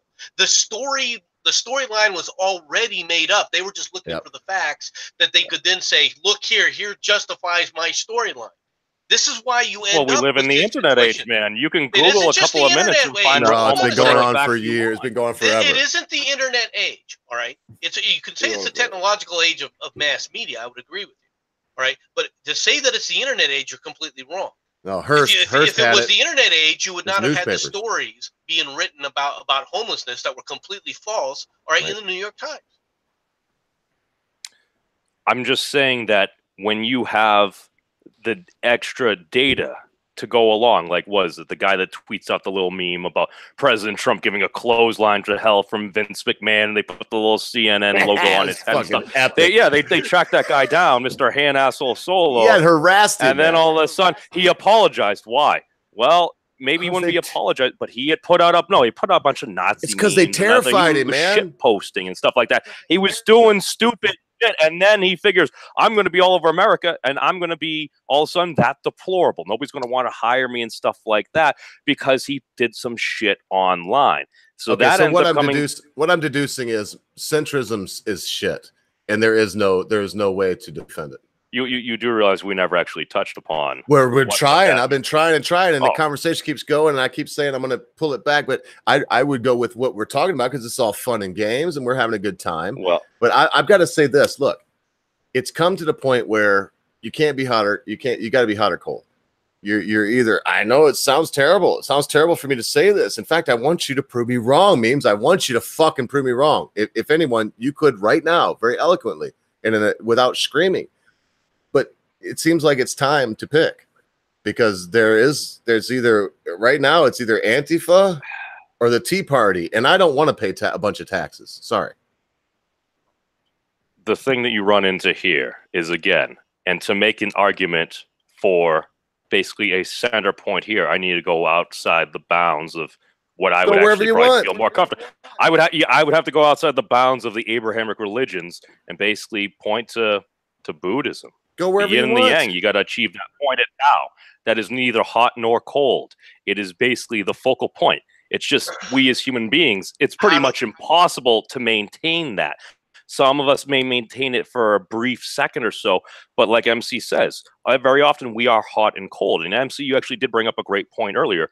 When you were making that cancer analogy that Mr. Ogre kind of took a little bit of pushback a little bit on, I will actually say that is in and of itself a pretty good metaphor in some ways. Maybe I don't agree with it 100% in this case, but to jump on it a little further, we are reaching the point now that with enough information, we can actually customize some of our treatment of an actual cancer and other actual infections to correspond with the individual rather than saying, well, you're a dude between 25 and 45, so this is the particular treatment course that we will follow and everything there.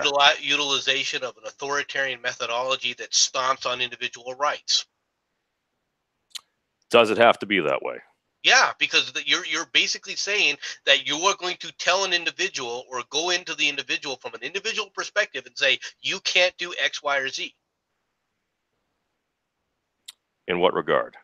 In any regard. Are we talking about metaphor or are we talking reality right now? I'm just curious. We're talking metaphorically. Okay. All right. And metaphorically, in order for you to sit up there and tell an individual that they have to change, in order to get an individual to actually change, all right, you can either A, convince them to change, or B, you're going to have to sit up there and use some kind of force. Mm-hmm. Now, the problem with the left is, in this country as it exists right now, is there is no convincing them. You can't talk to them, even if you attempt to talk to them. If you try to talk to somebody in TYT, if you try to talk to any of those people, they will shut you out. You won't see that on the right. The right will sit up there and talk to anybody, in case you haven't noticed yet. Welcome Right? it in. Welcome an The argument. left will not allow anyone to talk to the right. Not even their own leftists. That's They why went memes after is such Tim an Pool. anomaly to me. That's why I know he's a centrist. Because you're pointing out, MC, look, how many times have we seen Nuance Bro?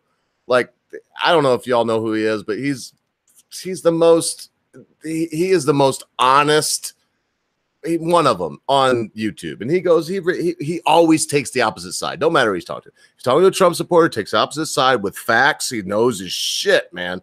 And you know, look, I really don't know why I even started talking. It hurts me, Memes, because you're very logical. And the only reason why I haven't completely dismissed centrism altogether, and I know I'm putting a lot on your shoulders, it's because of you. You're not a lefty. You are a human, and you are a human centrist. And I just can't get it. All of our best arguments so far are not moving you. And so I'm guessing that you won't feel, you know, any kind of, look, I don't even know. I don't want to go there because you shouldn't feel guilt or remorse if something happens. Yeah, I don't know. I don't want to go there because you should. What I was going to say, I will go there, but it's hype. This is just completely not even from me. It's just that okay. So it comes down now and it just keeps spiraling out of control and gets worse and worse and worse and worse. And something unfathomable happens. Would you not feel, because dude, you're very persuasive, you're intelligent. Wouldn't you feel like you should have taken a stance on one side or the other, even if it was left? Well, as MC brings up in the chat, speaking of lettuce, that kind of was at least contributing to the ending of one of my previous relationships with Mrs. Memes, when she made this statement that all Republicans are basically terrible, evil people. I disagreed with that because I did not believe it to be true. I am not going to go out there and smite and hate on an entire group of individuals that happen to be in whatever collective group community it is for the actions of a few. That's fucking wrong. Do our hearts scream out for vengeance when things happen that are horrific, terrible? I remember freaking watching 9/11, sitting there just like in high school and stuff. Teacher comes on, oh, a plane hit the World Trade Center. I'm like, oh, I saw a small Cessna hit the Empire State Building. I mean, like, why is he announcing this? And then the second one, then you go in there and you're watching like the AV Club and you're watching the towers start to come down and stuff. That was a severe, traumatic, emotional moment for the entire nation. That seemed to be like one of the last few times that we came together as a nation. It seems horrific that it takes the worst possible situations to bring folks together. The response after that, well, we've been arguing about for the past decade and a half so far and everything, but the mimetic itself, to hate on an entire group of people, upwards of billions of people, for the action of several dozen, that just, it doesn't make sense. And at that point, I mean, at that point, if we're all guilty of sin, then MC fucking just bring on the rock. What do you mean, like to stone us, right? Release me. No, no, MC's looking at much bigger rocks. Release me. Yeah. All right, and look, boys, I want MC to answer to that, and then what we're going to do is we're going to go in order. And I love you, Memes. You may have been around longer than MCJK, but the fact of the matter is he will get dibs over you, and it's not because you know why, because he's the old man here, and we show him a lot of respect because he teaches us a lot. So ageism. See what happens when you have to deal with ageism, folks. Ageism. Yes. Yeah. So carry on. Give your response, and then what I'd like to do is I'll tell you when you're done, so I don't mess up your response, like I already did. Okay. Well, no. The problem that you're dealing with, though, is, well, that's all well and good, but you're not recognizing. You still have not recognized. All right, who the left is. You still you recognize who I am, because I'm willing, for one reason, is because I'm willing to come in here and tell you who I am. I'm willing to discuss any subject. I'm willing to go in there and give you my opinions and my viewpoints, and even why I have these viewpoints, all right, to a large extent. I'm willing to do that. You're not going to get that on the left. In fact, even if you do get it on the left, what is most of what their philosophy is based on? Feelings, fairness, concepts that are morally ambiguous, or at the best of times, to where anyone, when you use a term like fairness and you say this is fair, okay, all of a sudden now that's a very singular individual point of view that is now trying to be applied on top of all of society. All right, So you end up with these ambiguous terms that they use to suck you in as if you're agreeing with them, because they use that as a technique to get you to agree with them, to say, this is what it is. Just like the word compassion, all right, that Ogre used earlier. All right, we're compassionate. See, we care about people. But when you take a look at what their actual actions are, and you take a look at what their actual actions represent, you find it's the furthest thing. Now, I had a friend of mine in the military who stood up there and we got into an argument about gun control. And I said, what you're talking about right now is actually producing more gun crimes. What you're doing is creating more of a problem. And his response was, well, at least they're doing something. I said, yeah, but what you're doing is actually making it worse. And his comment back was exactly the same thing as the leftists do. Well, at least it's something. As if somehow the justification of more people dying because of increasing gun control is a justification in and of itself. Well, how does that square? All right, it doesn't. That kind of sounds like the EU and the regulation of candle wicks. Well, maybe candles burning down domiciles is a major issue, but they are doing something. And the ban then, if the ban then causes more domiciles to burn down, you're still doing something, right? All right, that's what you're talking about when you deal with gun control, because the idea that guns lead to crime is what you're fighting against. Okay, well, if the lack of guns should then correspondingly lead to less crime, and instead in the United States it leads to more crime. Opposite. Well, wait a minute here. Well, how do you then do you continue to justify this? This is my point. When you talk to the leftists about what their actual responses are, their actual techniques are actually performing, how they're actually harming people. For example, welfare is a prime example. Yes, welfare is there to help the people, to be able to give them a chance to pick themselves up off the ground and get them back on the road so that they can become productive members of society. But the way it's applied and the way it has to be applied over time becomes not a way of helping out. It becomes a hammock, or at worst a spider web, which traps people into a lifestyle that they can't see a way out of. Yes. And the left believes in this to such a degree, even when it's pointed out to them that they're harming people with it, they won't change, which means their priority isn't actually helping people. All right, which means the technique they use to convince you to do it was there. All right, but they're not really interested in helping, are they? No. See, I'm gonna go along the lines. I gotta take a little bit of a counterpoint, even though it really isn't really much of a counterpoint to that. I'm gonna take yes. Speaking, I've been listening to a lot more maps of meetings, dude. The way Professor Peterson just uses so many like filler words and adjectives and everything, I'm like, oh, I need to get back on topic. Mr. Ogre's telling me that with a little music. Oh, but, sorry. No, okay. I was just trying to adjust some other shit. It had nothing to do with you. Carry on. No, but I err on ignorance before maleficence or maliciousness. I'm sorry, Disney's memed onto my head right now.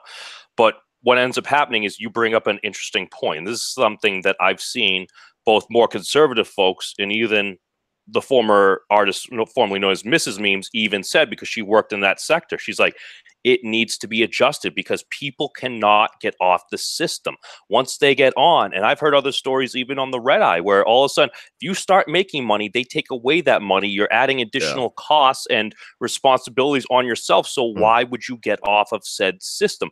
The 5 weeks in my life that I was on unemployment, I'm there. I'm just fill out the stuff. They're like, oh, just go to this website or something every Monday and you'll get your check every Tuesday. I'm like, that's it? They're like, I'm like, wow. You just applied the problem. Why? Well, yes. I applied the problem because that's something that folks on both sides seem to agree on, but we can't get past the ad hominems and destroying the other people's character to actually solve it. So what ends up happening? No, okay, conservatives get in. They adjust things 2%. That's not true. Oh, Democrats, they adjust things 2%. Here's my counter it's an oversimplification. I agree. It's not just an oversimplification. Look, you just sit up there and claim something that's factually inaccurate. What's the left's solution? What solution do they offer to get off? What is the left's solution to get off? I haven't seen any solutions. That's why we're having this Oh conversation. no, there not are to find better solutions. You cut it off, or you put dates on it, which have been proposed. All right. That's a What's solution. the left's solution? This isn't a matter of disagreeing about that. Well, it's not a matter of disagreeing that, oh, yeah, there's a problem here. It's a matter of the left. They don't see it as a problem. Oh, they'll claim that they do. They'll give you the verbiage like they care. But when it comes right down to it, do they have a solution to get them off of welfare? Do they have a solution to change that person's reasons for why? There's job programs, there's workshops and everything, but as you say, MC, does that seem to be? Does it work for some individuals? No. Yes. We're not talking about individuals because the welfare is a welfare program for a group. It is not meant to benefit a specific individual. If it is, then why can't I be king? It benefits me. Well, you shouldn't care, right? If it just benefits me, give me all your money. Well, how about if we actually had the system working for folks trying to do the very low resolution thing that's supposed to help folks that are on hard times so they can help pick themselves up? What's your solution?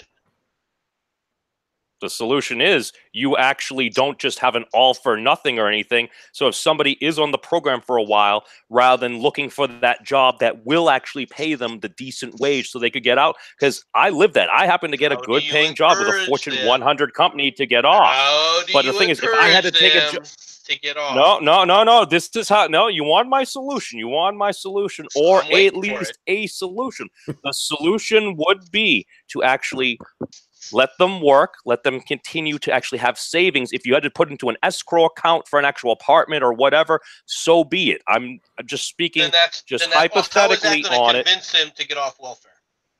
If they're actually out there and they're moving around, they're working. I don't care if they're working for whatever fast food joint, coffee shop, whatever. If they're actually working, if they're actually seeking out better paying things to get off of welfare.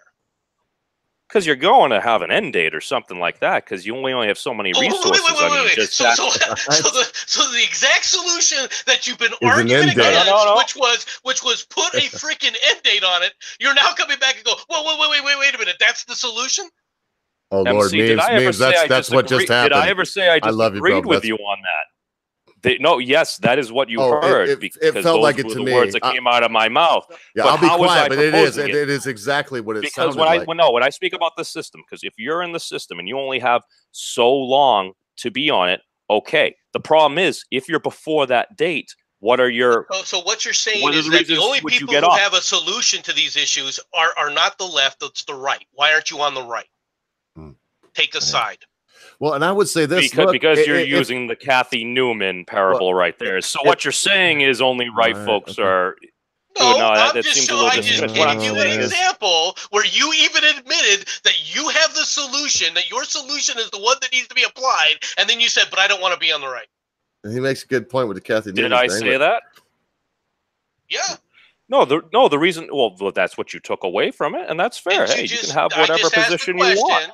I just asked the question, why aren't you on the right? And you said, well, I don't want to be on the right, and that's a Kathy Newman approach, and everything. So you just came back with the solution that I sit up there and specified, that is the right-wing solution to this, that the left doesn't agree with, all right, and yet you turned around and said, but I don't want to be considered on the right.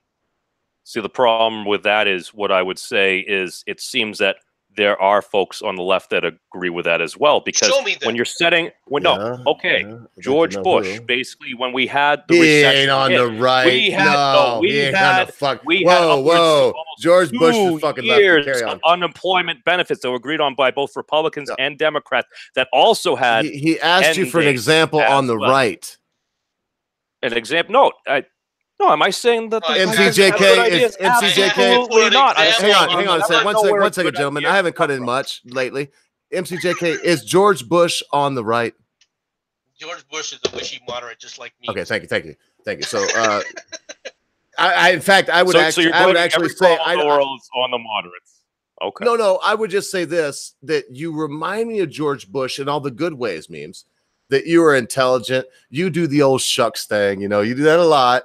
You're like, oh, shucks. And you pretend to be dumber than you are when it suits you. And then you show your intelligence when it suits you. You remind me of G.W. Bush. So I just wanted to point out that using him as an example of on the right, I think guys like myself, and you just heard it from MCJK, we don't even look at him as Republican. Oh, I wasn't using him as an example. I was stating that members of Congress at the time allowed for that to happen. Okay. And well, that was a bipartisan choice. And very good, boys. This has been so much fun. What I got to do now is we got to bring it to an end. I'm going to do a little music thing for about an hour after this, but I'm going to end this stream because I've been not doing it. I've been like going on to music, and then we end up talking and all kinds of other stuff happens, and it fucks everything up. And I would like to have a little bit of semblance of coercion as the winter time comes, because I would like to be, you know, like we used to do with the red eye, and I was before and they were after. It would go back to that. So this is the end. Before we go to our final words, which we'll start with respectfully with Memes of Destruction, go to MCJK, and I'll wrap us up. I want to say this. I declare the conversation today a draw. And the reason is I would love to have you gentlemen back, if possible, next Sunday. And I'm not even kidding, next Sunday. And if you're available around the same time, noon to 3 o'clock, somewhere around there, get both of you boys, no one else. We won't plan on having anybody else back on. Just you two boys. We can expand the conversation. And if you two are willing to do that, I will pledge that I will have some proper questions ready. I will be a proper moderator. I won't show so much deference to MCJK, which I really don't think I did too much today. I hope I didn't. So anyway, all that said, I hope I give you enough time, boys. Let's give our final words. When we do, let's please remember, it doesn't have to have anything to do with today. What we talked about, it could have to do with anything you would like. You got up to 5 minutes. No one will interrupt you. This isn't a time for discussion. This is a time for you to have a safe space, for you to have a bubble, and for you to exercise your most wonderful right of free speech. Thank you so much for those kind words, Mr. Ogre. Right now, it seems like Americans are killing Americans. This is something that both MC and we have feared, and it seems to be coming to fruition. And I'm going to say something controversial to start out with. And a lot of folks here probably won't like it, but that's okay. We're all big boys and girls. There was a point at Southern New Hampshire University up in Manch Vegas, which is a town that I work at. Dave Rubin was up there with a Turning Points assembly there, and he was getting protests and protests. So they moved it over to the old Verizon Wireless Arena. So you get like 10,000 seat arena. You only had like 300 something folks that were there, and there were folks still protesting him and haranguing him and everything. So I get it. He wasn't in the best of moods, but there was a single gal there that she asked him, and she was being very articulate. She was a highly intelligent individual. She asked him, "Do you believe that hateful speech can incite violence?" And he didn't answer her. He kind of just, I think he offered to pay her off with like $20 or something like that. Just kind of get her out of his hair. And he just wouldn't answer it. And the thing is, words and actions, they are different. But if you get enough folks that are saying hateful things about many folks, and this doesn't matter if it's on the internet, doesn't matter if it's on the mainstream media, if you are saying hateful things about different groups and individuals, if you say that enough without any type of clarification, without a proper counterbalance, what are you in? You end up being in an echo chamber. And again, whether it's on TV, whether it's on a particular channel, on YouTube or whatnot, if you have folks saying these things, hearing these things a lot, it creates a mimetic.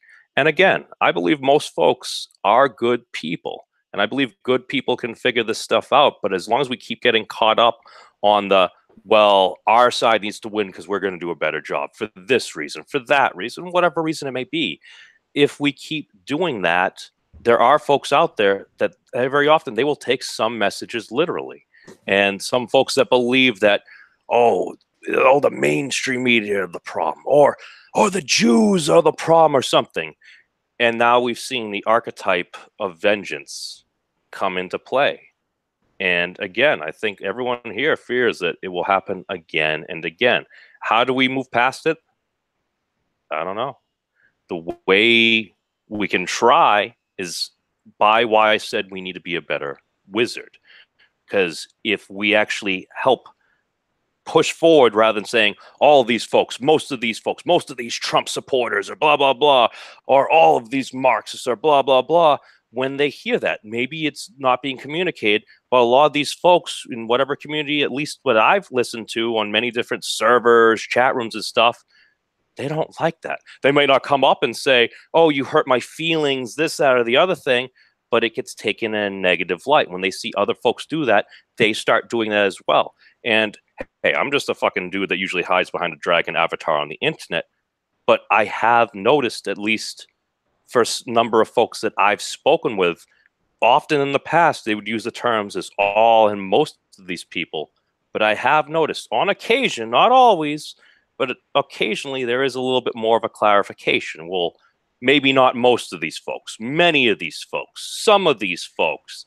It's a very tiny incremental change, but I think that's the only way we can move forward towards a better path, is one step at a time. Thank you, gentlemen. Well said, mate. Well said.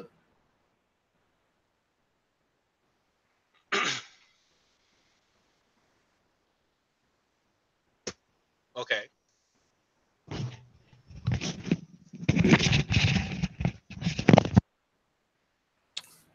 I will not interrupt you, MC. I don't know if you got technical difficulties. I heard you say all right. Are you ready, sir?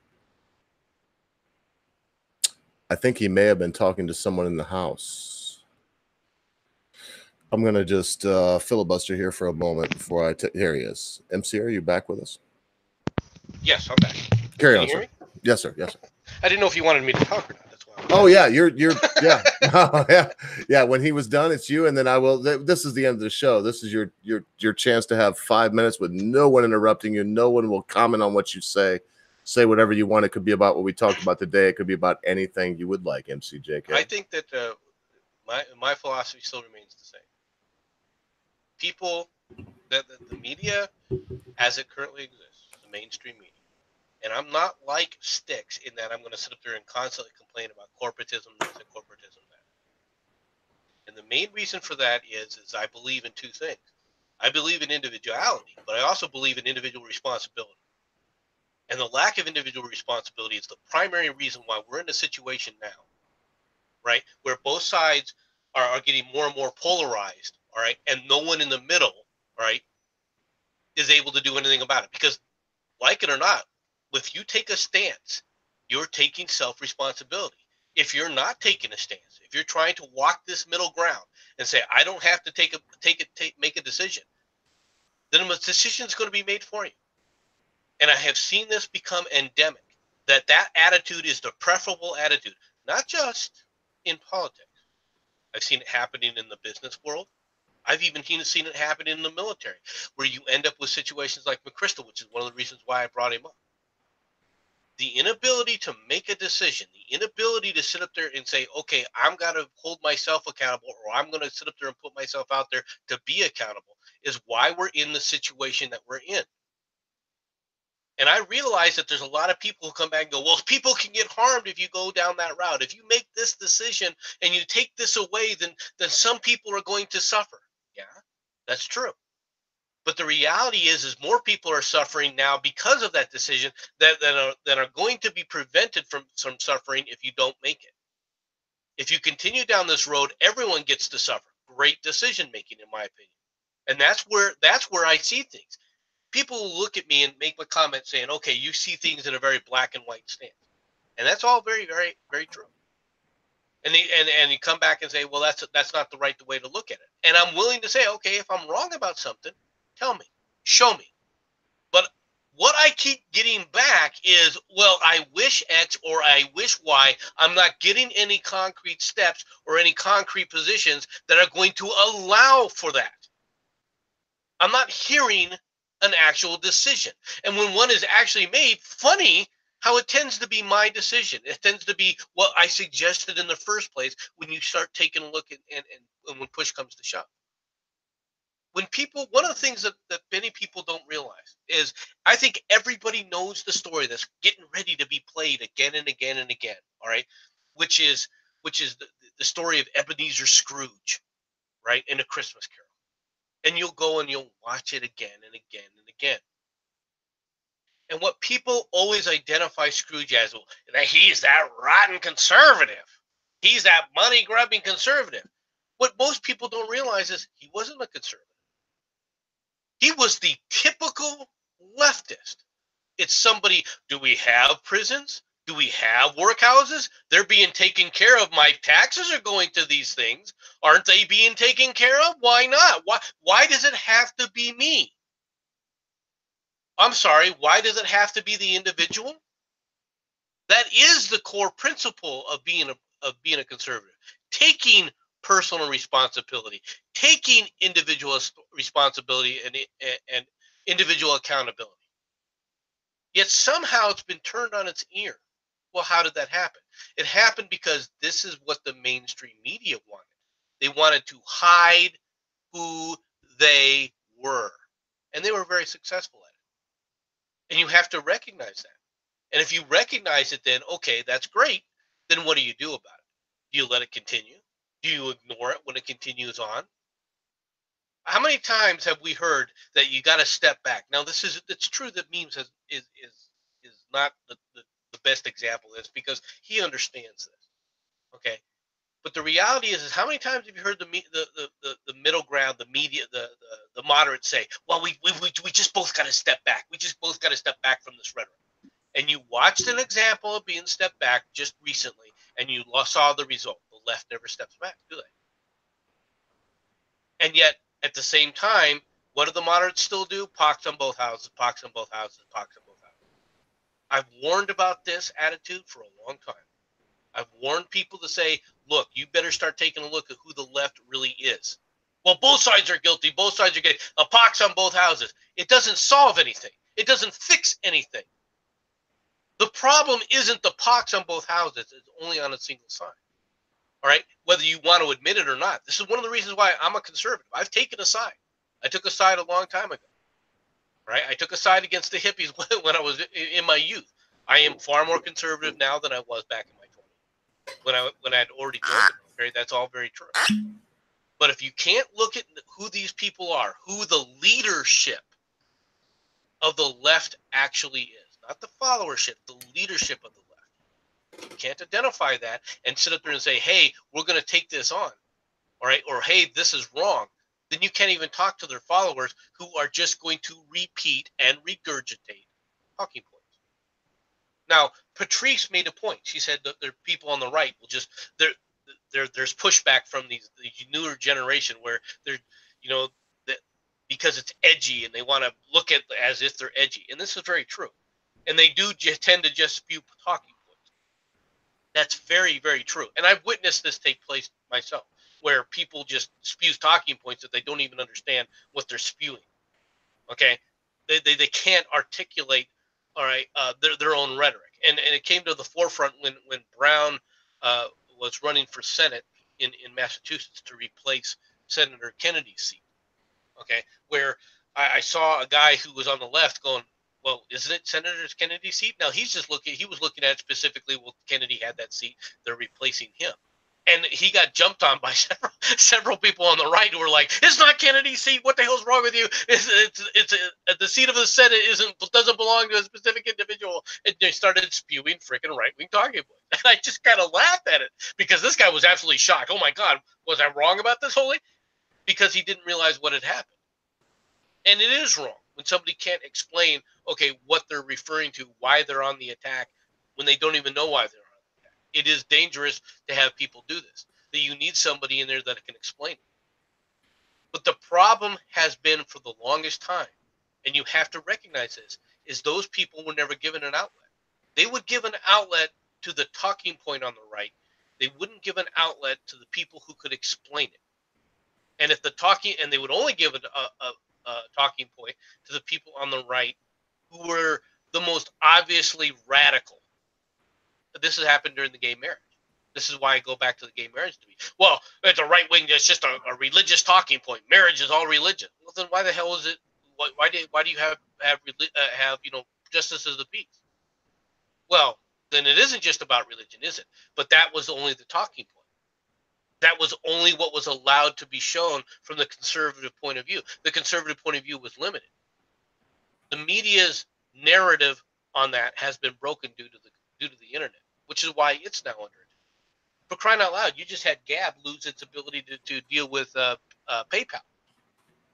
Why? Why did PayPal do that? Well, because they fear the left and they fear what's going to happen to them. How is PayPal gonna be harmed in any way, shape, or form financially by continuing to allow Gab to sit up there and use their service? How is that possible? No, it's because the people in PayPal, Silicon Valley firm, basically, they don't want to be seen as being on the right, so they made a leftist decision, not a business one.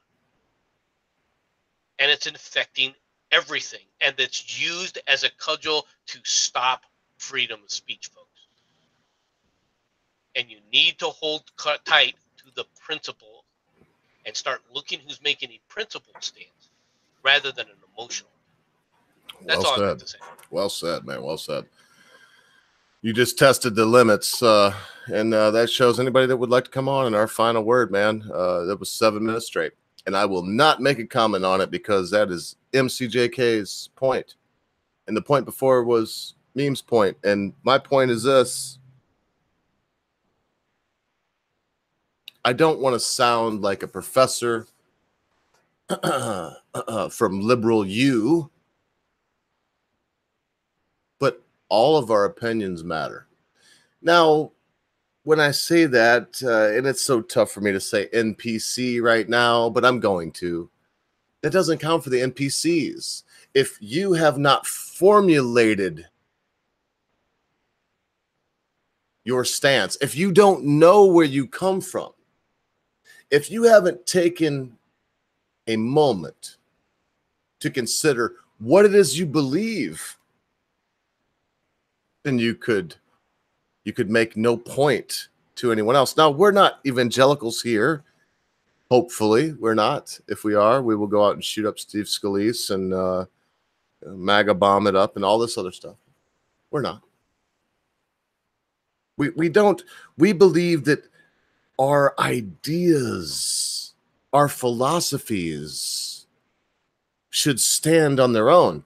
I want to thank so much tonight, and I do hope they'll come back. They'll tell me on the after chat if they will or won't, but I do hope they come back next Sunday because it's such a rare thing. I watched, and I'm gonna look. Give me just 2 more minutes. I watched Tucker Carlson on Politicon with Cenk Uygur. I hope I said that right. I wasn't trying to make fun of it that time. And when I saw these 2 boys sucking each other's dicks, and I mean, come on, Cenk was the only one coming with any kind of force, and I feel like that's what we're up against. I thank you so much, Memes, because I don't know you, mate, but unless you are a really, really good bullshitter, I believe what you presented to me. And I want you to understand that to MCJK and I, to dudes that have just worked really hard our life, and not that you have it now, it's nothing to do with your work ethic, but guys work really hard our life and paid more taxes than we want to. And when we hear this side coming from a guy that seems to be exactly what we are, it's so powerful and it's so important. It's so important. Now, do I want to be correct? Do I want to be seen as my ideals being sound? Yes, absolutely, I do. Is that more important to me than the actual truth being disseminated to the world? No. And I'm sorry I'm a fool, folks. I'm sorry that I pissed away a great channel. I'm sure I could have had what we used to get, a bunch of people and all, but I'm just not the guy to do it, folks. I'm just an old anarcho-capitalist curmudgeon that wants to sit here and enjoy my retirement as long as it may be while I smoke as much marijuana as I possibly can hold and drink as much booze as I can possibly swallow. That is not a guru for you, folks. It's just a friend. So I hope that you listen carefully to MCJK and that you listen carefully to Memes. And as I already said, I hope they'll come back next Sunday because all I can do is smoke weed with you and drink a bit and look like a fool. But I can offer you this one simple piece of advice. Be good to your friends. Be good to your family members. Be good to your loved ones. Be quick to say you're sorry. Be even quicker to accept an apology, especially when that thing your friend, your family member, your loved one has done seems to be so huge, you'll never be able to forget about it. Because, my beloved friends, constant viewers, at a time you think not, your friends, your family members, your loved ones, your life, your cause, your centrism, your right wing, your left wing will depart from you. God save the Queen.